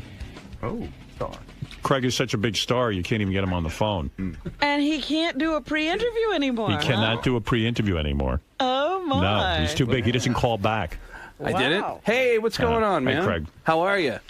More importantly, how are you? I mean, nobody knows what's going on with you, including Gary. I'm doing good. I just gave Will a couple stories, and good. No, it's a little late. I've been. Except I don't know what they are. Well, for your next interview, that'll come in handy. When he's on the Will Murray show. Why don't you have Will come in and interview you? All right. I'll go home. I've been getting a lot of work. I started doing a little bit of work with Family Guy and American Dad, doing voices. Thanks to Linda LaMontagne. Yeah, you do good voice. Hey, Will, why don't you interview Craig? Because I don't know what's going on with him.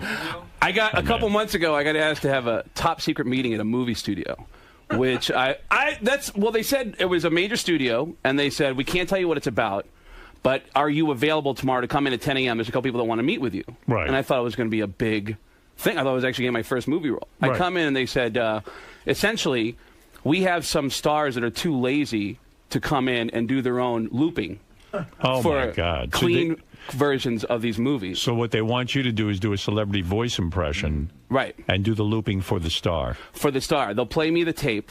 Like say, and I'm not even supposed to say who the celebrities are, but let's say, I'm not saying it's Nicolas Cage, but say there's a line where Nicolas Cage says in the movie, "That's fucking bullshit." I got to go in and go, "That's hockey puck." You know, it's these ridiculously dumb. That's a cool job, though. Yeah, it is a fun. So don't act like you didn't take the job. You did. Of course.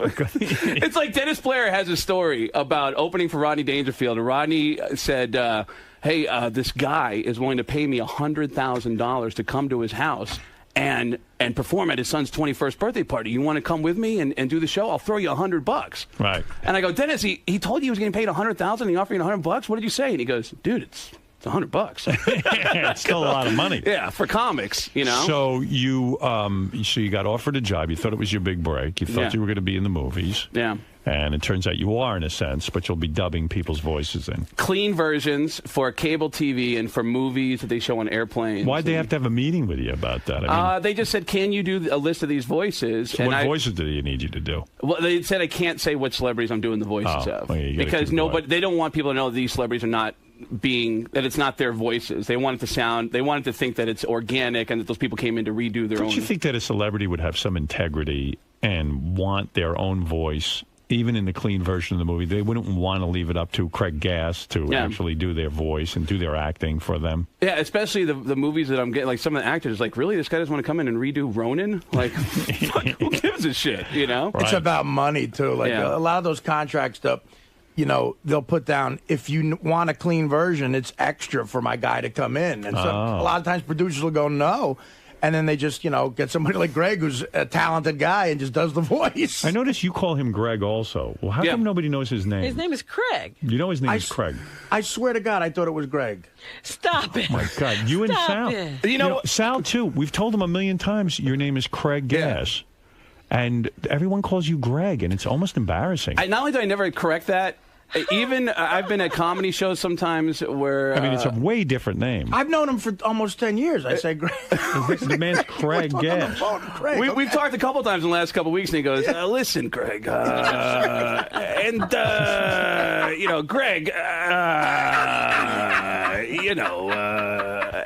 he pushes off on his words a lot. It's a great conversation. Is that what it sounds like? He's always pushing off into the middle of the pool. And,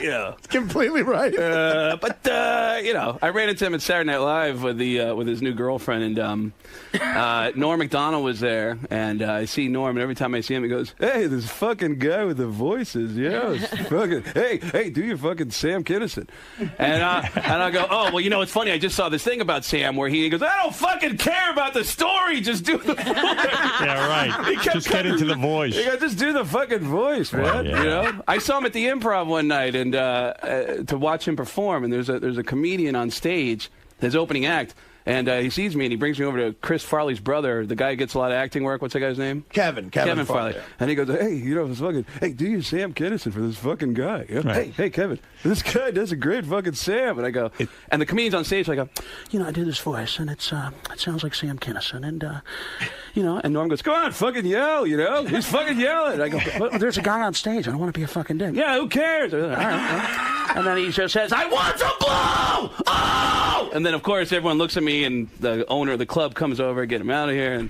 yeah, you know, it's kind of weird when you go up to an impressionist and you just go, hey, man, do that impression right now. It's like everybody wants everything on demand. They don't even want build-up, man. They just want you to go right to it. With Norm, it's about just totally breaking balls. Yeah. Like he's just trying to annoy him. I don't mind, it's, but Norm is he's just one of the funniest guys I've ever met. I did a show one night at the Laugh Factory. It's me.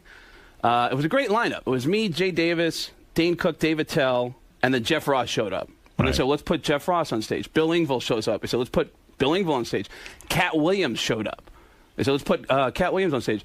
And then Norm showed up. And I got really excited to see Norm. And I go, Norm, hey, are you going up next? And he goes, well, I want to, but they want to put that fucking black guy on, and I don't want to say anything because, it's the fucking Laugh Factory, What? All right, listen. What the hell are you talking about? Because that they just had the thing with Kramer and Oh, I see. I should have told that joke about a year ago. I don't even know what we're talking about. My God, I just fucked up. I've only been here 2 minutes. Oh! You just cost Norm work. Yeah, you do one of the best Christopher Walkens around, and you recently had dinner with him. That I do know about. Really? Yeah. Well, how does that come about? I'm having dinner. This is a couple years ago. The first roast I ever did was a roast of Richard Belzer, and Belzer invites me to do the roast, and then at dinner, Belzer stands up and he says, Chris, come over here. Do you know Craig Gass? Well, come here. Come over here and sit next to me. Do you know Craig Gass? And I look up, and it's Christopher Walken. Right. And he sits down and seems agitated. Right. He sits down and starts cutting a steak, and Belzer goes, hey, Chris, this is Craig Gass. He does an amazing impression of you. And Walken isn't even looking at him. He goes, Chris, will you look at me for a second? Look at me. All right, Craig, do your impression of him. And I go, I don't think he wants to hear it. And he goes, no, just do it. He was just real annoyed. And then he looked up and he goes, all right, go ahead. And I go, all right, I don't even know if this voice sounds like you at all, but what I try to do is I try to sound as creepy as possible, and every once in a while I throw in the word cowbell. Pow! And Walken went, wow. And then he went back to his food. He didn't like you. And Belzer keeps pushing. He goes, hold on. He goes, Chris, wait 1 second. He goes, I want him to do his Tom Arnold for you. Have you ever heard anybody do a Tom Arnold? Do your Tom Arnold impression. I go, I don't think he really cares. And he goes, just do your Tom Arnold. So Walken looks at me and I go, hey, buddy, I just, I love fat women and cocaine. And you know what? I don't want to bother you because Roseanne is a fucking bitch. All right? She's a fucking bitch. And Walken goes, that's amazing. And then he went back to his stage. And Belzer keeps pushing. And he goes, hold on. He goes, Chris, we just hear one more. He goes, have you ever heard anybody do an Adam Sandler impression? He goes, just do your Adam Sandler. Just one time. I go, he doesn't care. And he goes, just do it. And I go, listen, I know that you're doing your dinner right there, and I don't want to bother you. So just do your food and I'll leave you alone. Sorry. And Walken cuts me off and goes, listen. I get it. You're talented. And then he gets back to his food. And I go, it's not me. It's him. He keeps pushing me on you. I'm not fucking bothering you. Belzer keeps pushing me on you. So Belzer keeps telling you to do impressions. Christopher Walken doesn't care, nor does he like you. He doesn't give a shit. Nor does he like you. You don't have to audition for me. I mean, everyone who I do impressions of, they usually try to find me, and then they'll say, hey, do it for me, and then I'll try to. Yeah, it's weird when you're an impressionist. People just want you to pop into your impressions real quick. Yep. And they love it or they hate it. But Christopher Walken, I think, would be somewhat impressed, but I don't know. I guess he just is an annoyed, angry guy. A lot of people do it, Christopher Walken. I mean, Craig is one of the most talented guys around. Yes, sorry, you have to learn his name. Craig is sorry, but because Craig does a million of them. But there's a lot of Christopher Walkens out there. I'm sure he's heard it before. I'll go on radio stations as a bunch of different celebrities when I promote my shows, and instead of saying, "Hey, we got a guy who does all these impressions," I prefer to come in and have them go, "Hey," with the premise of, "There's a movie being filmed in town. Look at all these celebrities that are here." Right. And I'll be Christopher Walken as one of the celebrities doing jokes, pimping out the show. Right. And people will show up the show expecting Christopher Walken to be. And I'll be saying the most racist jokes as Christopher Walken, and they believe it. I'll say, oh, this is a great joke. Here's a joke for all the kids out there listening right now, because I know you got a lot of kids in the car. And here's a great joke from him. What do you call a fat Chinese guy? What do you call a fat Chinese guy? A chunk. Pow! That's a great joke. I don't care who you are. It's a great joke. And then people show up at the show and they think that Christopher Walken is going to be there. Every voice that I do, though, it's like every celebrity just has something interesting about them. You know, I did a show with Norm Macdonald that, first of all, he said one of the best Michael Jackson jokes I've ever heard, which Michael was still on trial. This is at the House of Blues in Vegas. A guy on the upper deck of the upper balcony yells out, "Michael Jackson!" during a pregnant pause. And everyone goes, "Ooh." And then Norm goes, "Hey, you know, the only thing that Michael Jackson is guilty of is being the greatest entertainer that ever lived." And the crowd started applauding. He goes, "Well, that and fucking those kids, you know?" So you are on a roll career-wise. You've got this big movie deal where you're going to loop these celebrity voices. I'm on fire! He's going to be in Ronin. You wouldn't believe it. You won't be able to see me, but you'll be able to hear me doing impressions of losers. Oh! Don't you get tons of commercials? Like, don't you do radio or TV commercials with all those voices you do? You don't get any of that kind of stuff? I haven't had an agent in 6 years. Why? Because TV studios offer me work. King of Queens, it was a guy named Mike Socio who's a fan of the Howard Stern show. He's a writer for King of Queens, and he said, you know, I want to offer you a role, a character. I want to be a recurring character on King of Queens. Las Vegas, Mike Burns was a guy who's a fan of the Howard Stern show. So we have this idea of this character. We want you to work with Alec Baldwin, and you guys will rob the casino together. And are you saying you're so successful you don't need an agent? In other words, just coming on here into various shows, people hear you and you get enough work. And they keep no audition. But don't you think you could get more exciting work if you had an agent? Well, I'm going to go to Los Angeles. I'm going to live out there for a couple months in August, September, October, and I'm going to look for a new agent and try to get some. Are you still living at Eddie Van Halen's house? No, I haven't seen Eddie in a while because he got married. Well, he did? But the reason I was living there is because I had just broken up with this girl, and I was trying to get over this girl. And so he said, dude, fucking come on in. Stay as long as you want, you know? Fucking. So I lived at his recording studio at his house.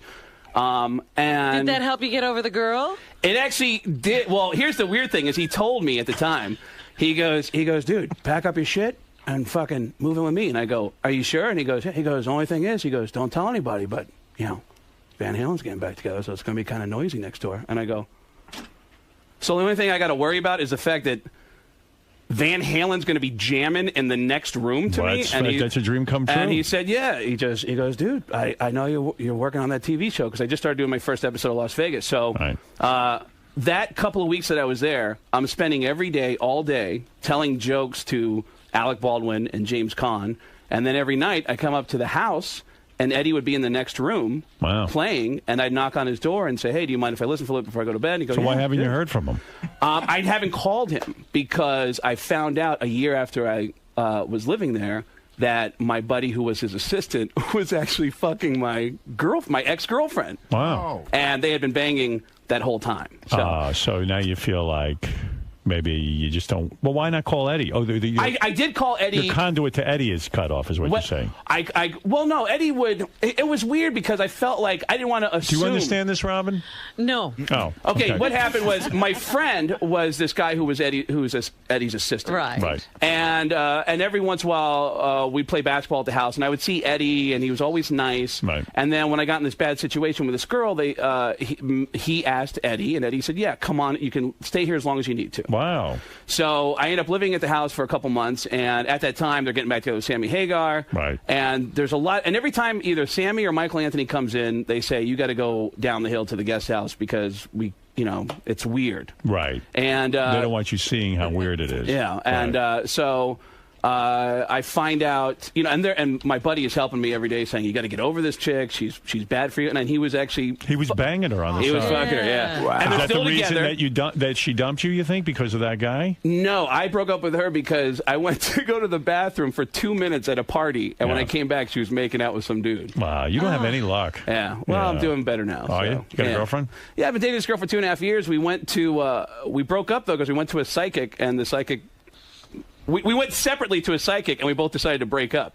Because the psychic said something? Said something about, and we went on separate occasions. And the psychic told us shit that we both said, we both really are immature, and maybe we should. And we decided to break up after going to see the psychic, but we still hang out. I bet you the psychic's banging the girlfriend. Yeah. This guy's lucky. Craig. His name's Craig. I know. Craig, the girl I met? Yes, at she Saturday was Night Live. Very sweet. Yeah. Very nice. Really. I think she was good for you. You were at the Tommy Lee roast? Yeah, I did a roast of Tommy Lee, which was a disaster. When was that? Believe it or not, Tommy Lee has a TV show and nobody even fucking knows about it. He does? Yeah, Tommy Lee. Okay, there's a network called Planet Green. He should Twitter. And on this network, Planet Green, it's dedicated to 24 hours of programming dedicated to saving the environment. Right. And Tommy Lee and Ludacris, the rapper, have a show called Battleground Earth, where they are competing to see who can outdo each other in doing Earth-friendly activities. You are kidding me. No wonder nobody knows about this. Yes. I mean, what a ridiculous What premise. a crazy premise. Who wants to see those guys doing How Earth-friendly? about both of them killing themselves? Right. So they said, hey, we want to What if they get in a cage and That'll battle each other? reduce your carbon footprint. We're going to surprise Tommy Lee, and we want to do a roast with just a couple comedians. It'll be a mini roast of Tommy Lee. Which, saying mini and Tommy Lee in the same sentence is great, because that guy's dick has an elbow in it. Yeah, so it's you and who else? Paul Rodriguez and another great writer named Joe Bartnick. We go out to San Francisco, and we go out to do this roast. And they said, we want you to do a couple of impressions during the roast. They wanted me to do, like, Al Pacino, which didn't fit. And I said, no, I got a great idea. And I never even got a chance to get around to the idea. The idea was, as Sam Kinison, I'm going to quote the book of Motley Crue, which actually has mind-blowing admissions. One of which is, when they were starting out, they were getting so much pussy when they were starting out as Motley Crue, before they were even famous, that they would have to go to the end of Sunset every night at 2 o'clock in the morning and go to a 25-cent burrito stand and buy a 25-cent burrito and stick their dicks in it to cover up the smell of all the women they had been with that night before they went home to their girlfriends. Wow. That's how much ass Motley Crue is getting. And they're And not that's even... true. That was in the book. That was in the book. And they're not even famous yet. So I wanted There was to... no way to shower. So I wanted to, as Sam Kinison, I wanted to say, I read this book, and this is fascinating. This is fascinating stuff. You guys actually stuck your dicks in these fucking burritos. And it made me feel bad. I felt bad for these Mexican families. Because these guys, they come to America with a dream, and their dream is to share their gift of their food with America. And Motley Crue comes along and sticks their dicks in your dream! Oh! What kind of horse are you baking where Mexican food is a step up? Oh!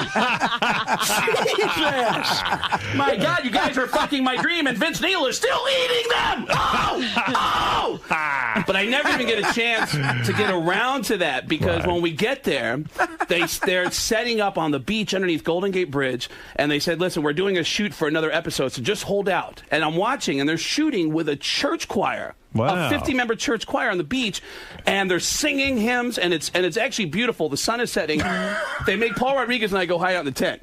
Then the church choir comes into the tent, and I go, hey, you guys, I just want to tell you, I was listening to you guys out there, and that was beautiful. You guys are really amazing. They go, oh, thanks, man. You're a comedian, right? I go, yeah, I'm doing something bad. We're doing something bad, but you guys are great. I want to tell you. And they go, oh, that's great. And I hear someone in the choir go, hey!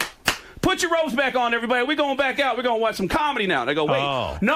Hold on. No, you don't want to come out and watch this. This is a roast. Trust me. This is not, you don't want to see it. He goes, no. We didn't work for any money today. We're doing this for free. And they said, well, why don't you all stick around and we'll put on a comedy show for you. And I go, well, you guys aren't like a real...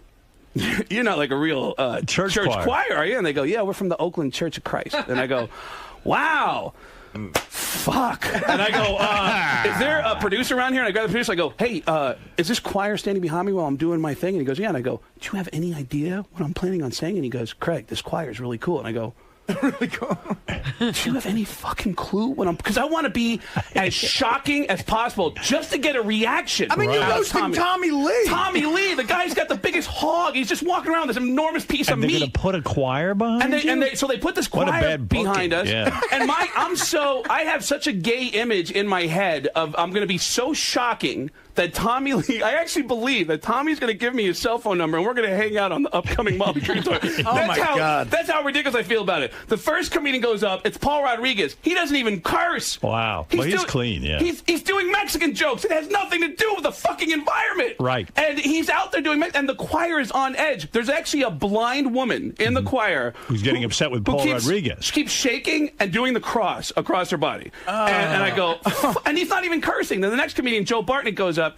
He had some great lines. There was a guy in Tommy Lee's posse who was in the band Train, and he goes, and the guy's name's Jeff, and he goes, Jeff, I looked your name up on Google. It said, who the fuck is Jeff? And then he said, Train, what a great name for a band that's going nowhere. You know, but that's Joe Bartnick.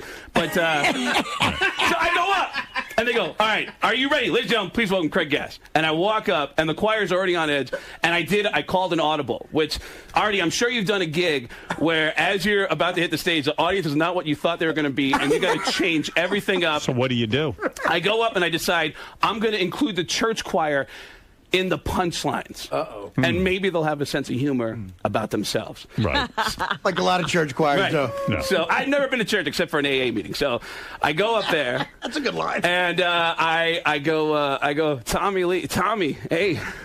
Tommy, it's an honor to meet you, Tommy. Tommy is here to show us how to make the earth greener, which is appropriate since you have a tree trunk in your pants. Can I get an amen? And the church choir went, amen! What the fuck? Instinctively, they went, amen. And I go, Tommy, you have no fear at all. I mean, it's one thing to be, even when you're in prison, you had no fear. It's one thing to be threatened with 8 to 10 in prison. It's another to be threatened with 8 to 10 up your ass. Can I get an amen? And the church choir went, oh my God! Close enough. Tommy, when you're about to explode in a girl's face, you must think a tsunami's about to hit her. Can I get an amen? And the blind woman went, what's going on? And she actually left and started walking down the beach. A blind woman walking down the beach. So it didn't go well. No. And they put a clip of it on YouTube, and the clip is literally 56 seconds. It was like a 10-minute segment that I did. Could you imagine being roasted and every joke is about the fact you have a big cock? Hey, is that really a bad thing? It'd be a lot worse. Right. How great is that? Yucko the Clown is on the phone. He's mad at you. All right. Did you know he's mad at you? Yeah, I would have suspected he would be. We had a pretty awful night in Scottsdale. What happened? Hey, Yucko.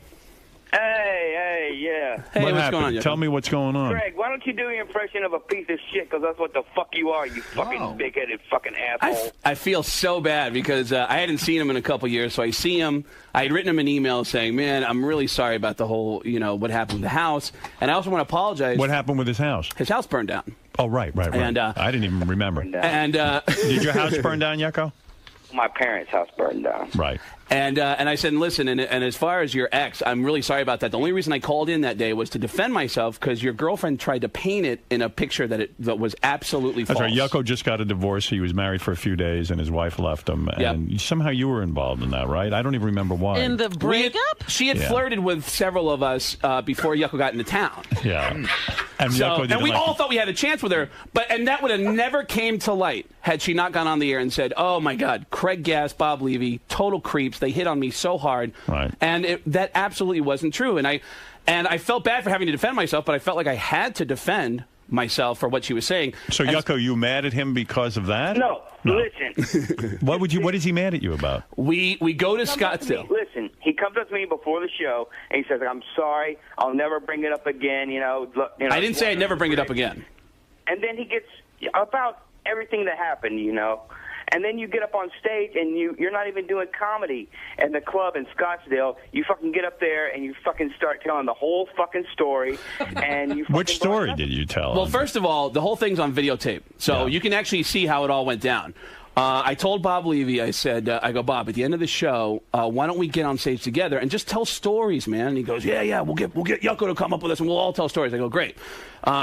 So I do like 5 minutes, 7 minutes at the end of the show, and then I go, hey, let's bring Bob Levy up here, and I go, let's tell some stories, and he goes, where's Yucko? And when I said, where's Yucko, Levy goes, oh, let's tell about that fucking bitch. Let's tell the truth tonight about that fucking bitch and what she did. And I go, all right. I wasn't going to go there, but I said, are you sure? Started telling stories about his wife? We both started telling stories about how we met her when we first came to town. Oh, my God. And Yucko, so was this embarrassing to you on stage? No, no, it's just, it wasn't embarrassing. It's just, you know, it's out of line. a comedy show. You're not supposed to bring it up, you know?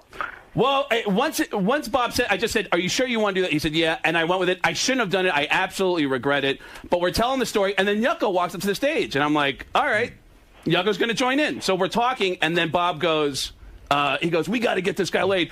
Who wants to fuck this guy? This guy." He goes, "Take off your mask. Take off your mask." And Yucko goes, "No, no," and he's holding him back. And then Bob starts, and this is on video. There's like 3 videos of it. Bob goes, "Take that fucking thing."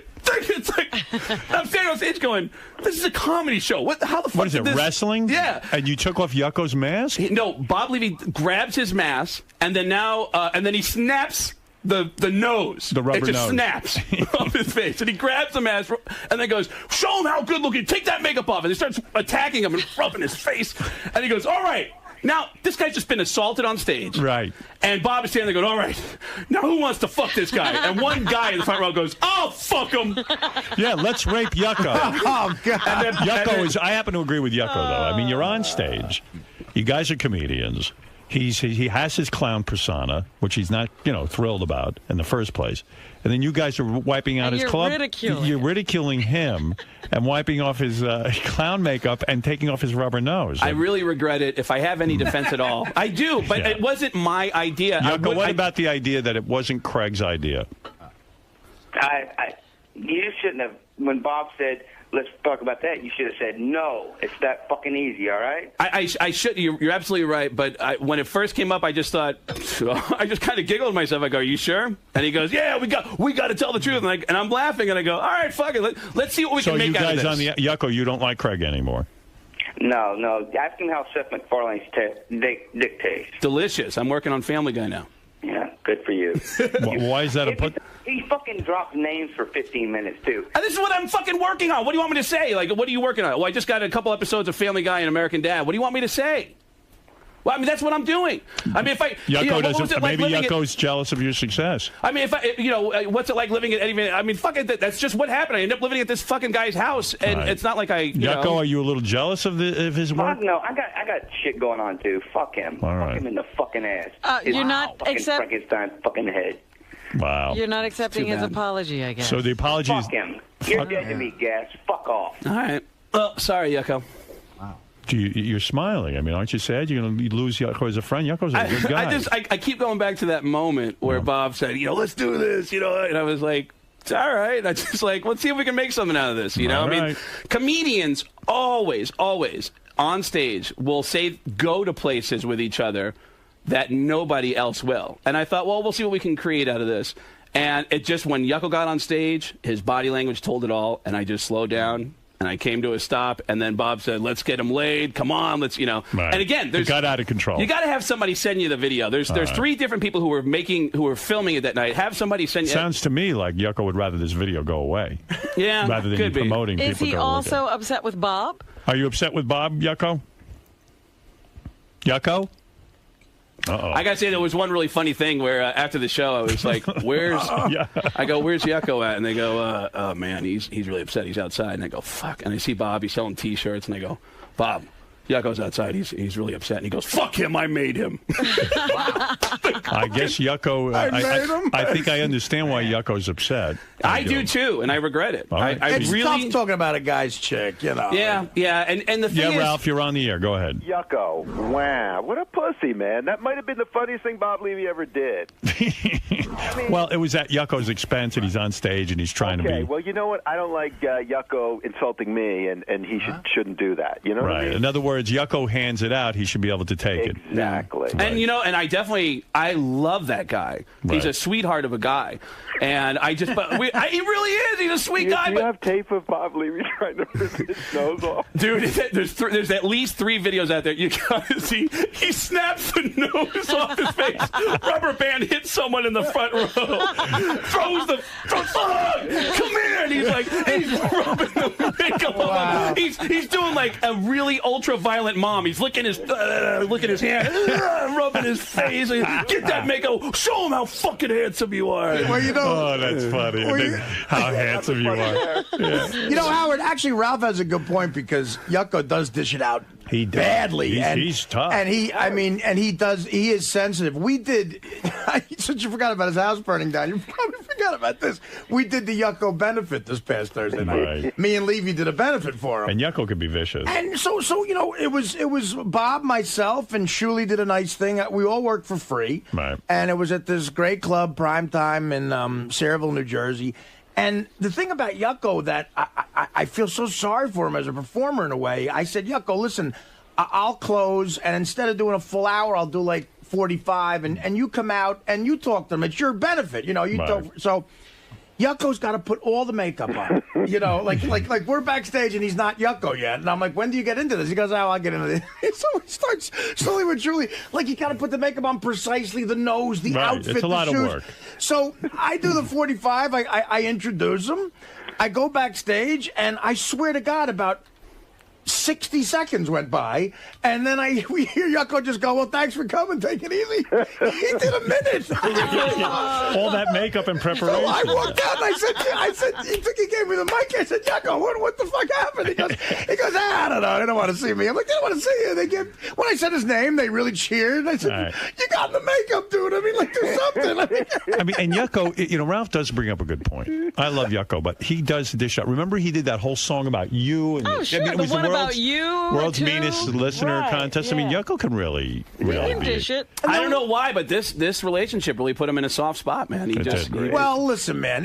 I understand what Howard's saying too. I mean, he married this broad, and he loved her, and it's when you call up and defend yourself by going, listen, she was hitting on a bunch of guys. It wasn't me. And sent me naked pictures, and then she tried to defend it, and I go, Nick, I got the fucking pictures, and then she finally turned around and said, and then to say it on stage is kind of fucked. Let's go to Billy. Billy, hi, you're on. We're on with Craig Gass. Hey, what's up? Hey. I wanted to talk to this motherfucker because this motherfucker ain't nobody's friends. He's a piece of shit. What? I went to a comedy gig with him. He fucked my wife. Laugh. You're a fucking hack. You're a hack. That's what There's no way Did this you is fuck true. this guy's wife? No, of course not. Oh, really? Yeah. You want to call up KC? Want to call up KC? You're nothing but a piece of shit hack that imitates dead fucking comedians, and you'll never amount to nothing. You Billy, piece of shit. you sound genuine. Are you saying that you met Craig somewhere? I met Craig Gass in Sacramento. I met him at a bowling alley. They were doing a gig. This is when you were still on, right before you went to Satellite. Right. And I met this fucker, to this day I'm good friends with KC. This piece of shit, he calls my wife down and then to the hotel room and fucks her, and this piece of shit's going to sit in the fucking studio and lie about it? There's no way. No, there's no way. Motherfucker, I know you. Are you still with your wife, Billy? Yeah, she's a whore, but... Oh, man. Yeah, I mean, shouldn't you be mad at your wife and not Craig? Well, I'm mad at both of them. That bitch, she don't hear the end of it from me. Maybe Craig didn't know she was even married? Yeah. Craig knew she was married. There's no way. There's no way. Not only that, I wouldn't even get involved with a girl that had a fucking boyfriend. Right. There's no way. No, bullshit. You're fucking lying through your teeth. Upstairs. You had us upstairs with you backstage at the Avalon in Sacramento. You Why did your wife do this to you? Did you say to her afterward, honey, why would you fuck Craig Gass? I didn't find out about it until a year afterwards, until he came back into town again. Wow. Yeah, but even if your wife was to fuck somebody else, you should be mad at the wife. Don't be mad at a guy who fucks your wife. Yeah, but you knew she was married. I would never... Was she a good fuck, at least? I'm sure she was. Right. No, she's not a good fuck, so... You got him, then. She's not even good. You taught Craig a lesson. What is it, Gary? What do you want, Gary? Don't be mad at the guy who fucks your wife. I completely forgot. I ran into a comedian about 3 or 4 months ago. Can't remember his name, Craig, but heavy set guy. All right. And he said that, he had Craig over his house. Craig left, the guy's got a little kid. He said Craig left some pot laying out of the table. But they go to a concert, and Craig says, hey, man, I left something in the car. Can I borrow the keys to the car for a second? Mm-hmm. Craig takes a broad back to the car and fucks her in the car, which is okay, fine, except then the broad stole... No, wait. This is the greatest fucking story. A wallet and everything. Wait. Let me tell the story. I know the name of the guy. Don't say any Don't say the name. Here's the story. I had some friends that were in town with a day off. They came to see a show at a comedy club. Right. In a big rock band. A couple big rock bands came to see me. And the next day they were doing a show in Camden, New Jersey, and they said, hey, tell all your comedian friends to come down. So I get everybody passes, we go down. Then I go down with this buddy of mine who's a comedian. We go down, And I get him on stage to watch the band, and I go floating around. I meet two girls near the backstage area, and they say, hey, we're trying to get passes. We want to get backstage. And I go, and they said, our friend's back there, so can you bring us back to her? And I said, you girls are hot. You should be able to get back anywhere you want. I mean, why are you guys having problems to get backstage? And they go, well, you're pretty hot, too. And I, thinking they're joking, I said, well, let's go make out. And they go, all right, let's go. And I go, are you serious? And they go, yeah. And I go, all right, just stay here. I'll be right back. If you hold, I'll be right back. So I go and I get another couple backstage passes. I come back, I see them, and they go, hey, well, what about our friend? Now there's a third girl. And I go, who's this chick? And they go, well, this is our friend, and I thought you were already backstage. Well, yeah, but there's this thing that happened, and I couldn't get, and I go, all right, you know what, just follow me. So I bring them all into the loading dock backstage at this venue in Camden. Right. And I go, stay right here, I'll be right back. I get the keys from my buddy. I go back to the car. I pull out a pass out of the car, and I give it to the girl. We start making out. Right. And then one of the girls makes a comment. We start making out. Then the three of us actually are taking turn kissing each other. Yeah. And I said, you know what? Do you have sex with all of them? We get in the car. Right. And I end up fucking all three of these girls at the same time. You're kidding. Like, how does that work? I'm in the front. A foursome in a car. I'm in the front seat. Go ahead. One girl's going down on me. The other two are coaching and doing stuff to each other. And I'm not paying attention to anyone who's in the back. And then they trade. Then at one point I finally finish. Yeah. And they go, hey, we want to go see the headlining band. And I go, you guys can do whatever the fuck you want. I don't care. Hey, you know what? Come back. Just do me a favor. Come back and let's hang out again later. And they go, okay, great. And they take off. The three girls take off. Christ. I go to my buddy and I go, dude. And he goes, where the fuck were you, man? I go, you're not going to believe this. I just fucked three girls at the same time in your car. And he goes, Gaz, tell me you're kidding me. And I go, why? What's wrong? And he goes, dude, it's a brand new car. I go, who gives a fuck about that? Are you serious? And he goes, dude, it's a brand new car. And I think he's saying this because his girlfriend's there. I think he's putting on an act. He's saying it because it's his family, like it's a family car, and don't they have a kid together, and there's like a whole thing going on with that. A child seat. This is where it becomes the greatest story of all fucking time. Go ahead. We get to the car, and they look in, and then my buddy, his girlfriend yells at him, and he looks over me and he goes, good job, Gas.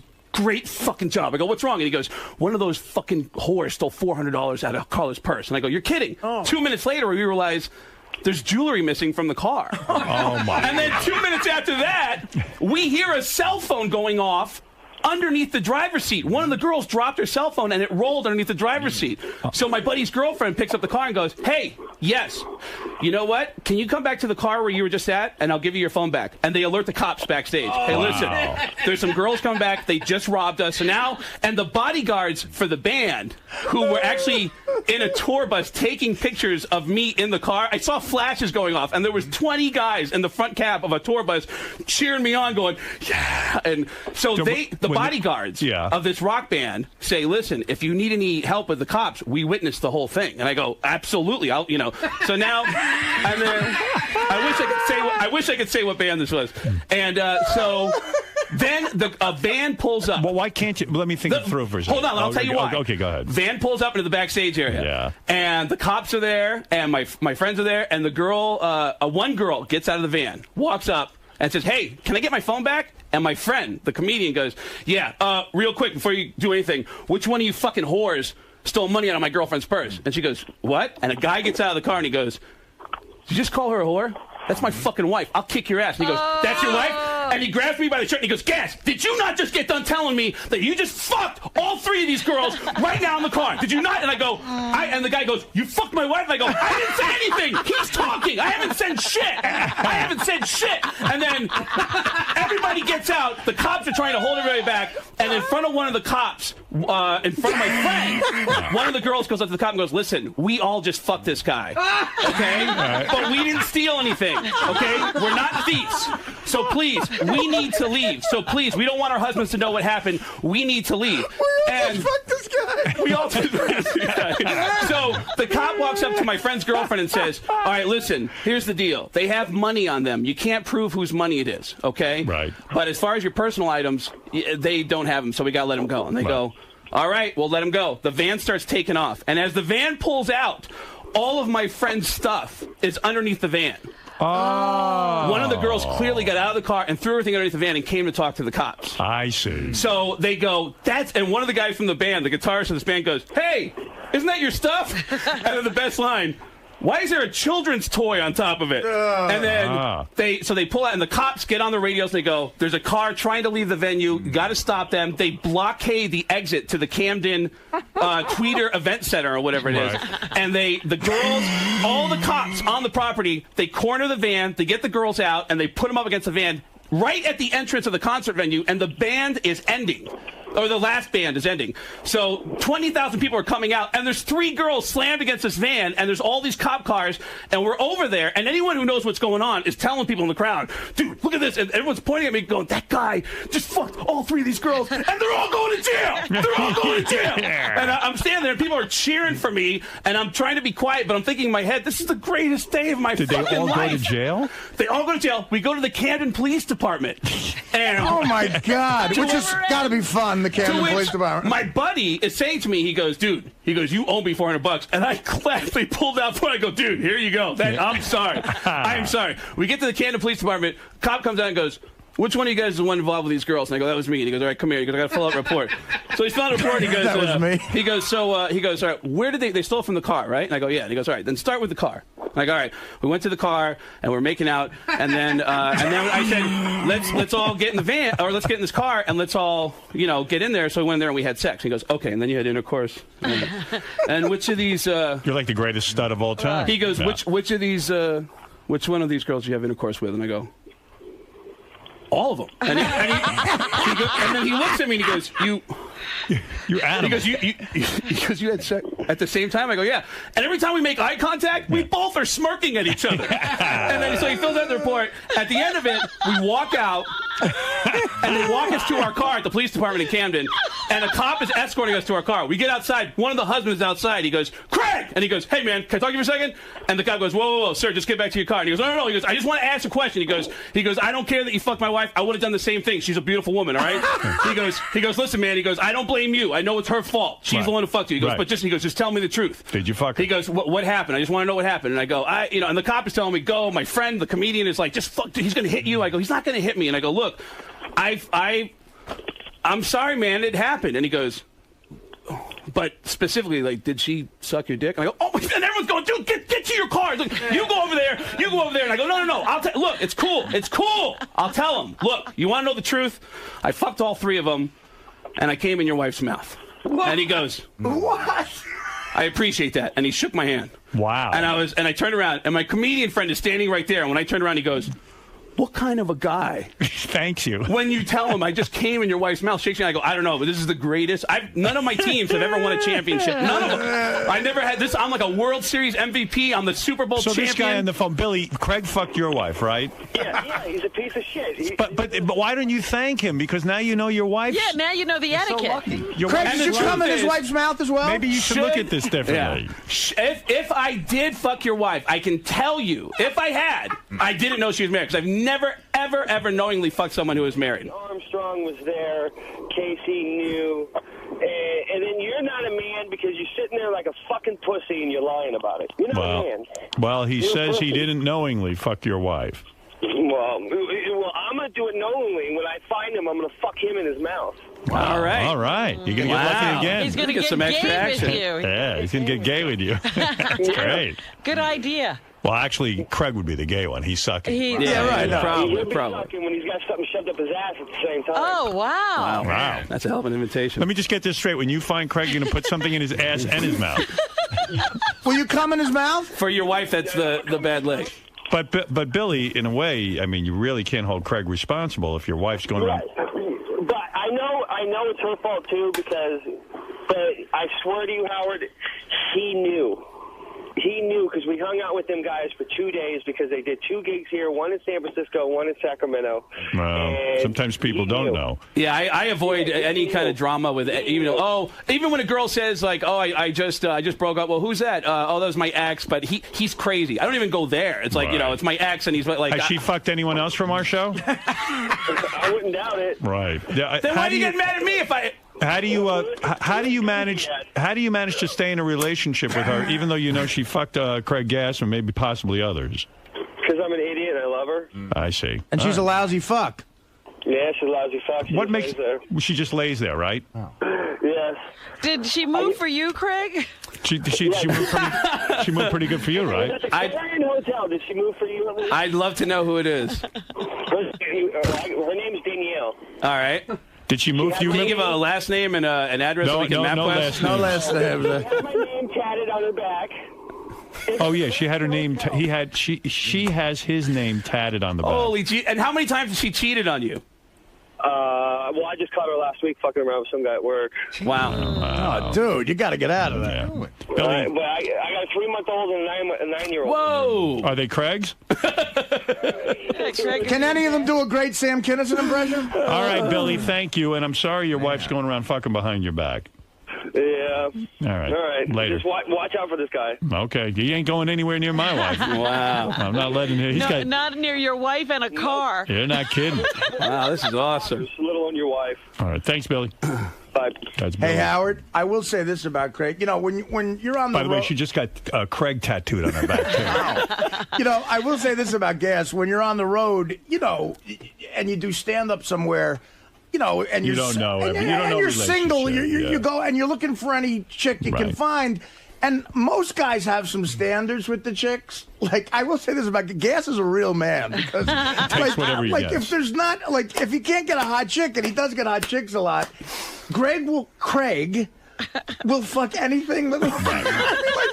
Craig, you haven't fucked any of our wives, have you? No. All right. But every comic has an intense story about being with a girl and like another guy showing up. Like, what the fuck? Because listen, you're very, very much on fire. Things are going great for you. You're fucking. You're getting work. I mean, it's really happening. I've been dating the same girl for 2.5 years. Who knew? And you're faithful on the road? Of course, yeah. Of course he is. I'll break up with someone before I cheat on him. He's like Mother Teresa. Craig, it's always great seeing you. You were terrific. And who am I talking to now? It's Christopher Walken. Christopher Walken. There's a Thank you. black guy and a Puerto Rican in a car. Who's driving? The police. Pow! And I'm also, Joe Buck has a comedy club. I'm performing at that club in September. He does? Yeah. He actually has a comedy club in St. Louis across the street from the stadium, and they're having me throw out the first pitch of one of the games with the Cubs and the Cardinals. Wow. So. All right, Craig. Hey, Howard, I'll say this as a shitty plug for me. I know the comedian who Craig was with that night, whose car he fucked in. I'm actually working with the guy this weekend in St. Louis. All right, so there you go. guys want to talk to this guy in person about that story, I definitely know who it is, and I will be in St. Louis Saturday night with the guy. Hey, Howard, the guy told me the story. I was working with him somewhere. It's one of those things where we're just standing. He goes, "You know Craig Gass?" And I go, "Yeah." He goes, "I fucking hate Craig Gass." Really? He didn't say he hated him to me. He was really upset. Right. Yeah, you don't fuck in a guy's new car. I mean, that's the point. But it was like 3 girls at once. It was like, this is I just went with it. Right. I went nuts. You lost your mind. I did. You lost your mind. Did you really give him the $400? I gave him $400 in the car. We're driving over to the police station. I gave him $400. You know what it is? I know when you get a new car and the car has that new car smell. Yeah. Well, you know it didn't have it after Craig got and finished Craig with gets the in car. there and he fucks 3 broads right in the car. I mean, you know, you ruin that new car smell. You don't want it to have that 3-horse smell. Right. Did you put your dick in a taco? I'm no stud. I'm not getting late, but I mean, it was like an amazing night. dream come true to have like 3 at one time. I couldn't believe it. And they were good looking. Yeah. Well, they were like stripper hot. Hey. Stripper hot. They Hey, were like, nothing wrong with That's hot. Yeah. All right, brother. Thanks, man. Good work. Thank you. That's always good hearing your story. We love Craig Gass. Craig Gass, everybody, and go over to myspace.com/Craig Gass and get in touch with what Craig is up to. He's obviously, if you hang around him, something weird's going to happen. And ask Joe Buck if I can play his club. I will. And I hope you patch up things with Yucko. I love Yucko. And me too. I really that whole thing just made me feel bad. Absolutely, I feel bad. He's a great guy. He's a really nice guy and real good. All right, we'll be back right after these words. The great Craig Gass. Yeah. Dude, it seems like you got to stay away from these women. Hey, man. Billy's wife and, was it Yucko's girl? Yeah. Look, nobody's trying to fuck anybody's wife. That's like when you're on the road, you're doing stand-up comedy, and some girl wants to hang out with you. You're single at the time, and then, you worry. I'm not getting married because Gas might fuck my wife. Dan, the song for you, man, just called you a poon hound. It's hard to turn down hot chicks. I mean, yeah, it's like you're on the road, you see a cute girl. It's like your worst nightmare is that there's an ex or a current that's angry, that's out there. You get nervous. But if I know anything, I'll get the fuck out of the way, and that's the. You're a good guy. Well, apparently I fucked somebody's wife, so I don't know if I'm a great guy.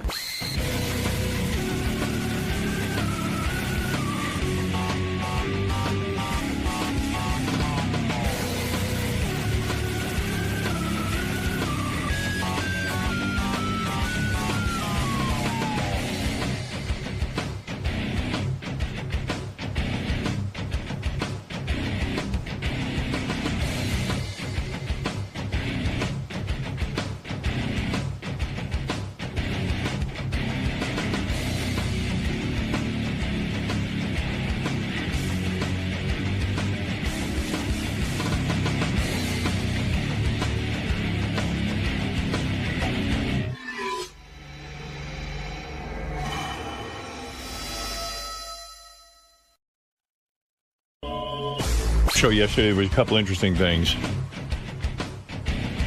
Oh, this guy says he has interesting information on True Blood, but I don't want to know any plot Is points. he going to give us Rich? spoilers? Howard, it's not about the plot. I wish I knew what the hell was going on. Right. In the show. The lead guy, Bill Compton, right? The lead vampire. Yeah. He was in a movie that I happened to watch recently, and I said, "That's Compton." It's a movie that you talked about when it came out. Quills. Rich? Jeffrey Rush. Rich, I got to get out of this. That's interesting information. It's Jeffrey Rush, Bill Compton. His real name is Stephen Moyers. Oh. He was in the movie Quills. That was a good movie, Quill. It's a great movie. Yeah, I don't even remember it, but I remember liking it. Jeffrey Rush. Yeah. It's a great movie. All right, Rich, thank you. Please. Who gives a shit? Who gives a fuck? That's the information that the guy... He had to break in with that. The guy had another acting job? Can you believe that guy worked before True Blood and played another character? He's an actor, and he acted in something else. All right. Now... That was the worst phone call of all time. That might have been the worst call ever. I think, get that guy back. He's the worst call of all time. Thank you for your call. He gets a prize. The guy from True Blood was in another... Douche. Tommy, you're on the air. Hi, Tommy, in Malden, Mass. Hey, Howard, you know something? You know how much you mean to people? I want to thank you for yesterday's show. That was that should go in that broken down building in Chicago there, the Radio Hall of Fame. The Ted Kennedy show was unbelievable. Tommy, thank you. But speaking of the Rock and Roll Hall of Fame, this is the greatest listener out there. Sent me, I got in the mail, Robin, a letter and a big box, and this box weighs a ton. It's from a guy named Craig. And, you know, there's a Radio Hall of Fame, and we basically pointed out that it's a ridiculous organization because it's one guy who decided to call it the Radio Hall of Fame, and he's in charge of it. And the guy's not even known in radio, and nobody even knows what his credentials are. So anyway, I got a letter from Craig, and it's addressed Craig's Radio Hall of Fame. Dear Mr. Stern, congratulations on your induction to Craig's Radio Hall of Fame. Each year, our panel, me, some friends, and my neighbor with the oval-shaped pool, select a radio personality that we think is really, really good. This year, it's you that we like. Isn't that cool? Though we do not have an actual building, your framed photo and brass nameplate will be mounted on my half-furnished basement with a full bathroom, by the way. You can visit anytime you like as long as you call a day or two in advance so we can clean up the toys and other shit down there. So again, congratulations on this ultimate honor. You are really, really good. Sincerely, Craig, founder and running things guy for CRHOF. And that's great. Look at this. This is a Craig's Radio Hall of Fame trophy. Oh, wow. He went out and really did something. And on it says Craig's Radio Hall of Fame recognizes Howard Stern for being really, really good at radio stuff and all things like that. 2009. That's great. And it's a big glass block. It's gorgeous with a big star. Beautiful. So I'm going to put that here in the studio up on our ledge, on our mantle. You should visit that. You guys should go visit the Radio Hall of Fame. Oh, that's so funny. And it's perfect. So I'm the winner of the Craig's Radio Hall of Fame for outstanding radio. Because Thank that's you. the same as that Dumont guy.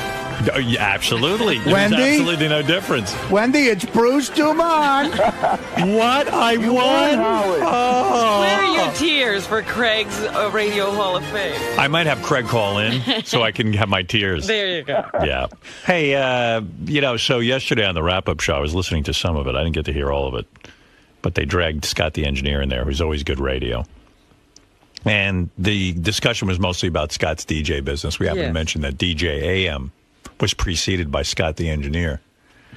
And, as I was listening to this on the radio, I was thinking about Scott the engineer. The one profession, who's the one guy you wouldn't want at a party? It would be Scott the engineer. And the profession he chose was party. Was a party. Like, he runs the party. Yeah. You couldn't pick a more bizarre sort of side job. When have you Scott. ever looked at Scott and say, now that's a party? Right. You're coming to my wedding. DJ Downer. And I'd like to call up Michael's best friend, Michael, who has a toast for the graduation boy. Where's my shit? I wonder how those weddings he presided over worked out. They all ended in divorce. There wasn't one that succeeded. So anyway, here's Scott talking about his DJ business and what's happened to it. 5 years ago, I did a wedding. I came home. I put my shit in the closet, and I said to my wife, I am done. My equipment is still sitting in that closet. 5 years later, I have never touched it since. Maybe I'll buy it off you. It's worth a lot of money. You're telling me if the price wasn't right, you wouldn't come out of retirement? If the price was right, I would come out of retirement. It was so great, like when in Vegas, everything's about the DJ. So if anybody wants me to DJ their weddings, forget wedding. It should be like, ladies and gentlemen, at Club Pure, Saturday night, Scott the engineer. I would love to do clubs right now. That would be the... You don't know half the music. It's not hard to figure out what it is. Oy vey. If it's not hard to figure out, why isn't he doing it? The guys are making tons of money. Then they talked to Scott about the fact that, when he was the DJ, the DJ has to learn all the dances and has to... He has to be up on things. Yeah, it's sort of like a show. In the club. Yeah, it's sort of like he's the fun guy at the party. Right. Like, you want to hang with him. And Scott refused to adapt as a DJ. Like, he would not alter that personality of his one bit. He was not going to bend for anyone. It used to crack me up when he'd get into that tuxedo. Yeah, his outfit. Bend records. Did you ever sing along? No, I would. You would yell hands up, though, right? You would do the hands up. I wouldn't really sing. I would just go hands up, but I wouldn't sing. Was that how you did it? Would you just state hands up, everyone? I resisted every time a new thing came out, like the Macarena or Electric Slide. The DJ had to learn those dances, so most times he would be able to teach people. Can you learn those dances? No, I never learned those dances. Scott, can you do the Electric Slide? No, I faked it. What I would do is all right, we got a request for Electric Slide from her. Now you come up and you have to lead everybody on the Electric Slide. I would make the people that requested that song. I don't believe him. I think he could definitely do the Electric Slide. I'll tell you one song I knew he did learn. Hands up. I saw him on the fucking conga line doing it. Yes, Scott? No, I just, Doug just offered me a gig that they're having for Beetlejuice, a party at the end of October, and I turned him down. Why? Well, first of all, I'm so out of the music scene for parties. I have no idea what I'm just, I was done with it. I just didn't give a shit anymore. Scott's so funny. He's got that antiquated equipment in his closet, and he goes, well, if anybody, and then Gary goes, well, I should buy it off you. He goes, it's worth a lot of money. It's not antiquated. Yeah, but come on. CD players, but it's an amp and speakers and a mixer, which it's worth a lot of money. Did you think it costs a lot of money? But it's not even state of the art anymore.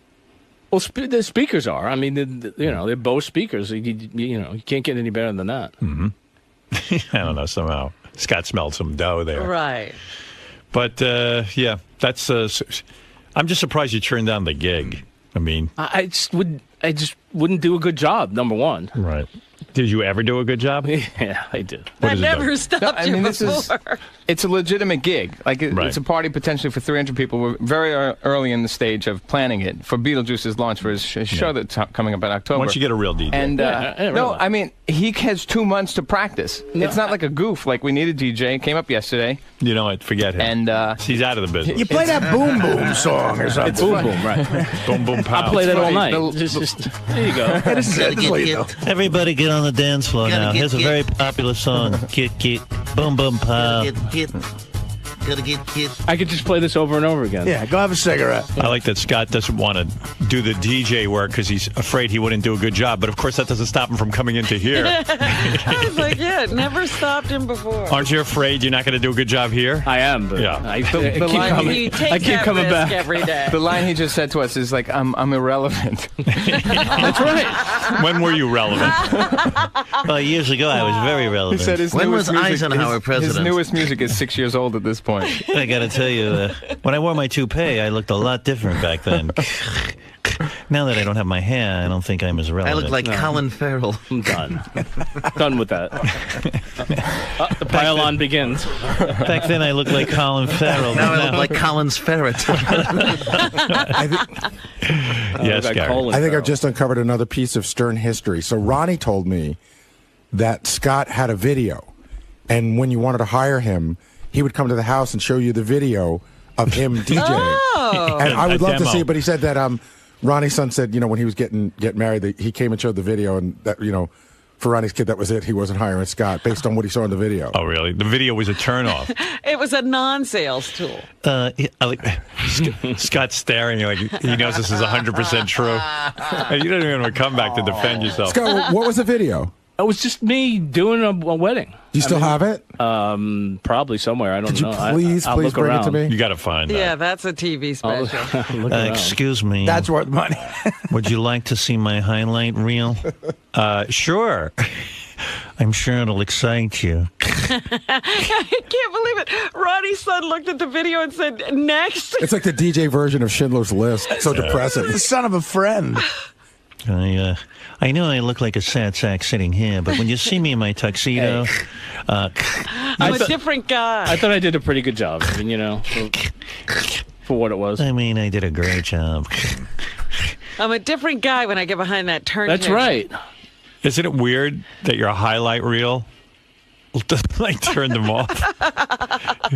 I guess. Here I am taking my 5th smoking break. I often need to go out and have a cigarette to relax. But don't worry, the music will flow. I have an assistant who spins. Yeah. Here's me saying hands up. Sir, can you wake up? Here's people refusing to pay me. Here's me driving off. That's why they call the song Hands Up. I used to use a gun to get my money. Wasn't Joey Boots your That's how assistant? the dance started. For a little while, yeah. He helped me out. Great. Yeah, I know. Sounds like a good team. That was great. Those parties must have ended early. Can you imagine? Mr. Fun is here. Yeah. The life of the party. Mr. Fun and his fun assistant. A gay drug addict and a downer of a DJ. And Mr. Zippity Doodah. A gay drug addict and Joey Boots. I used to get I didn't know he was gay. I used to get undressed in front of him, too. I wanted somebody to try to suck my cock.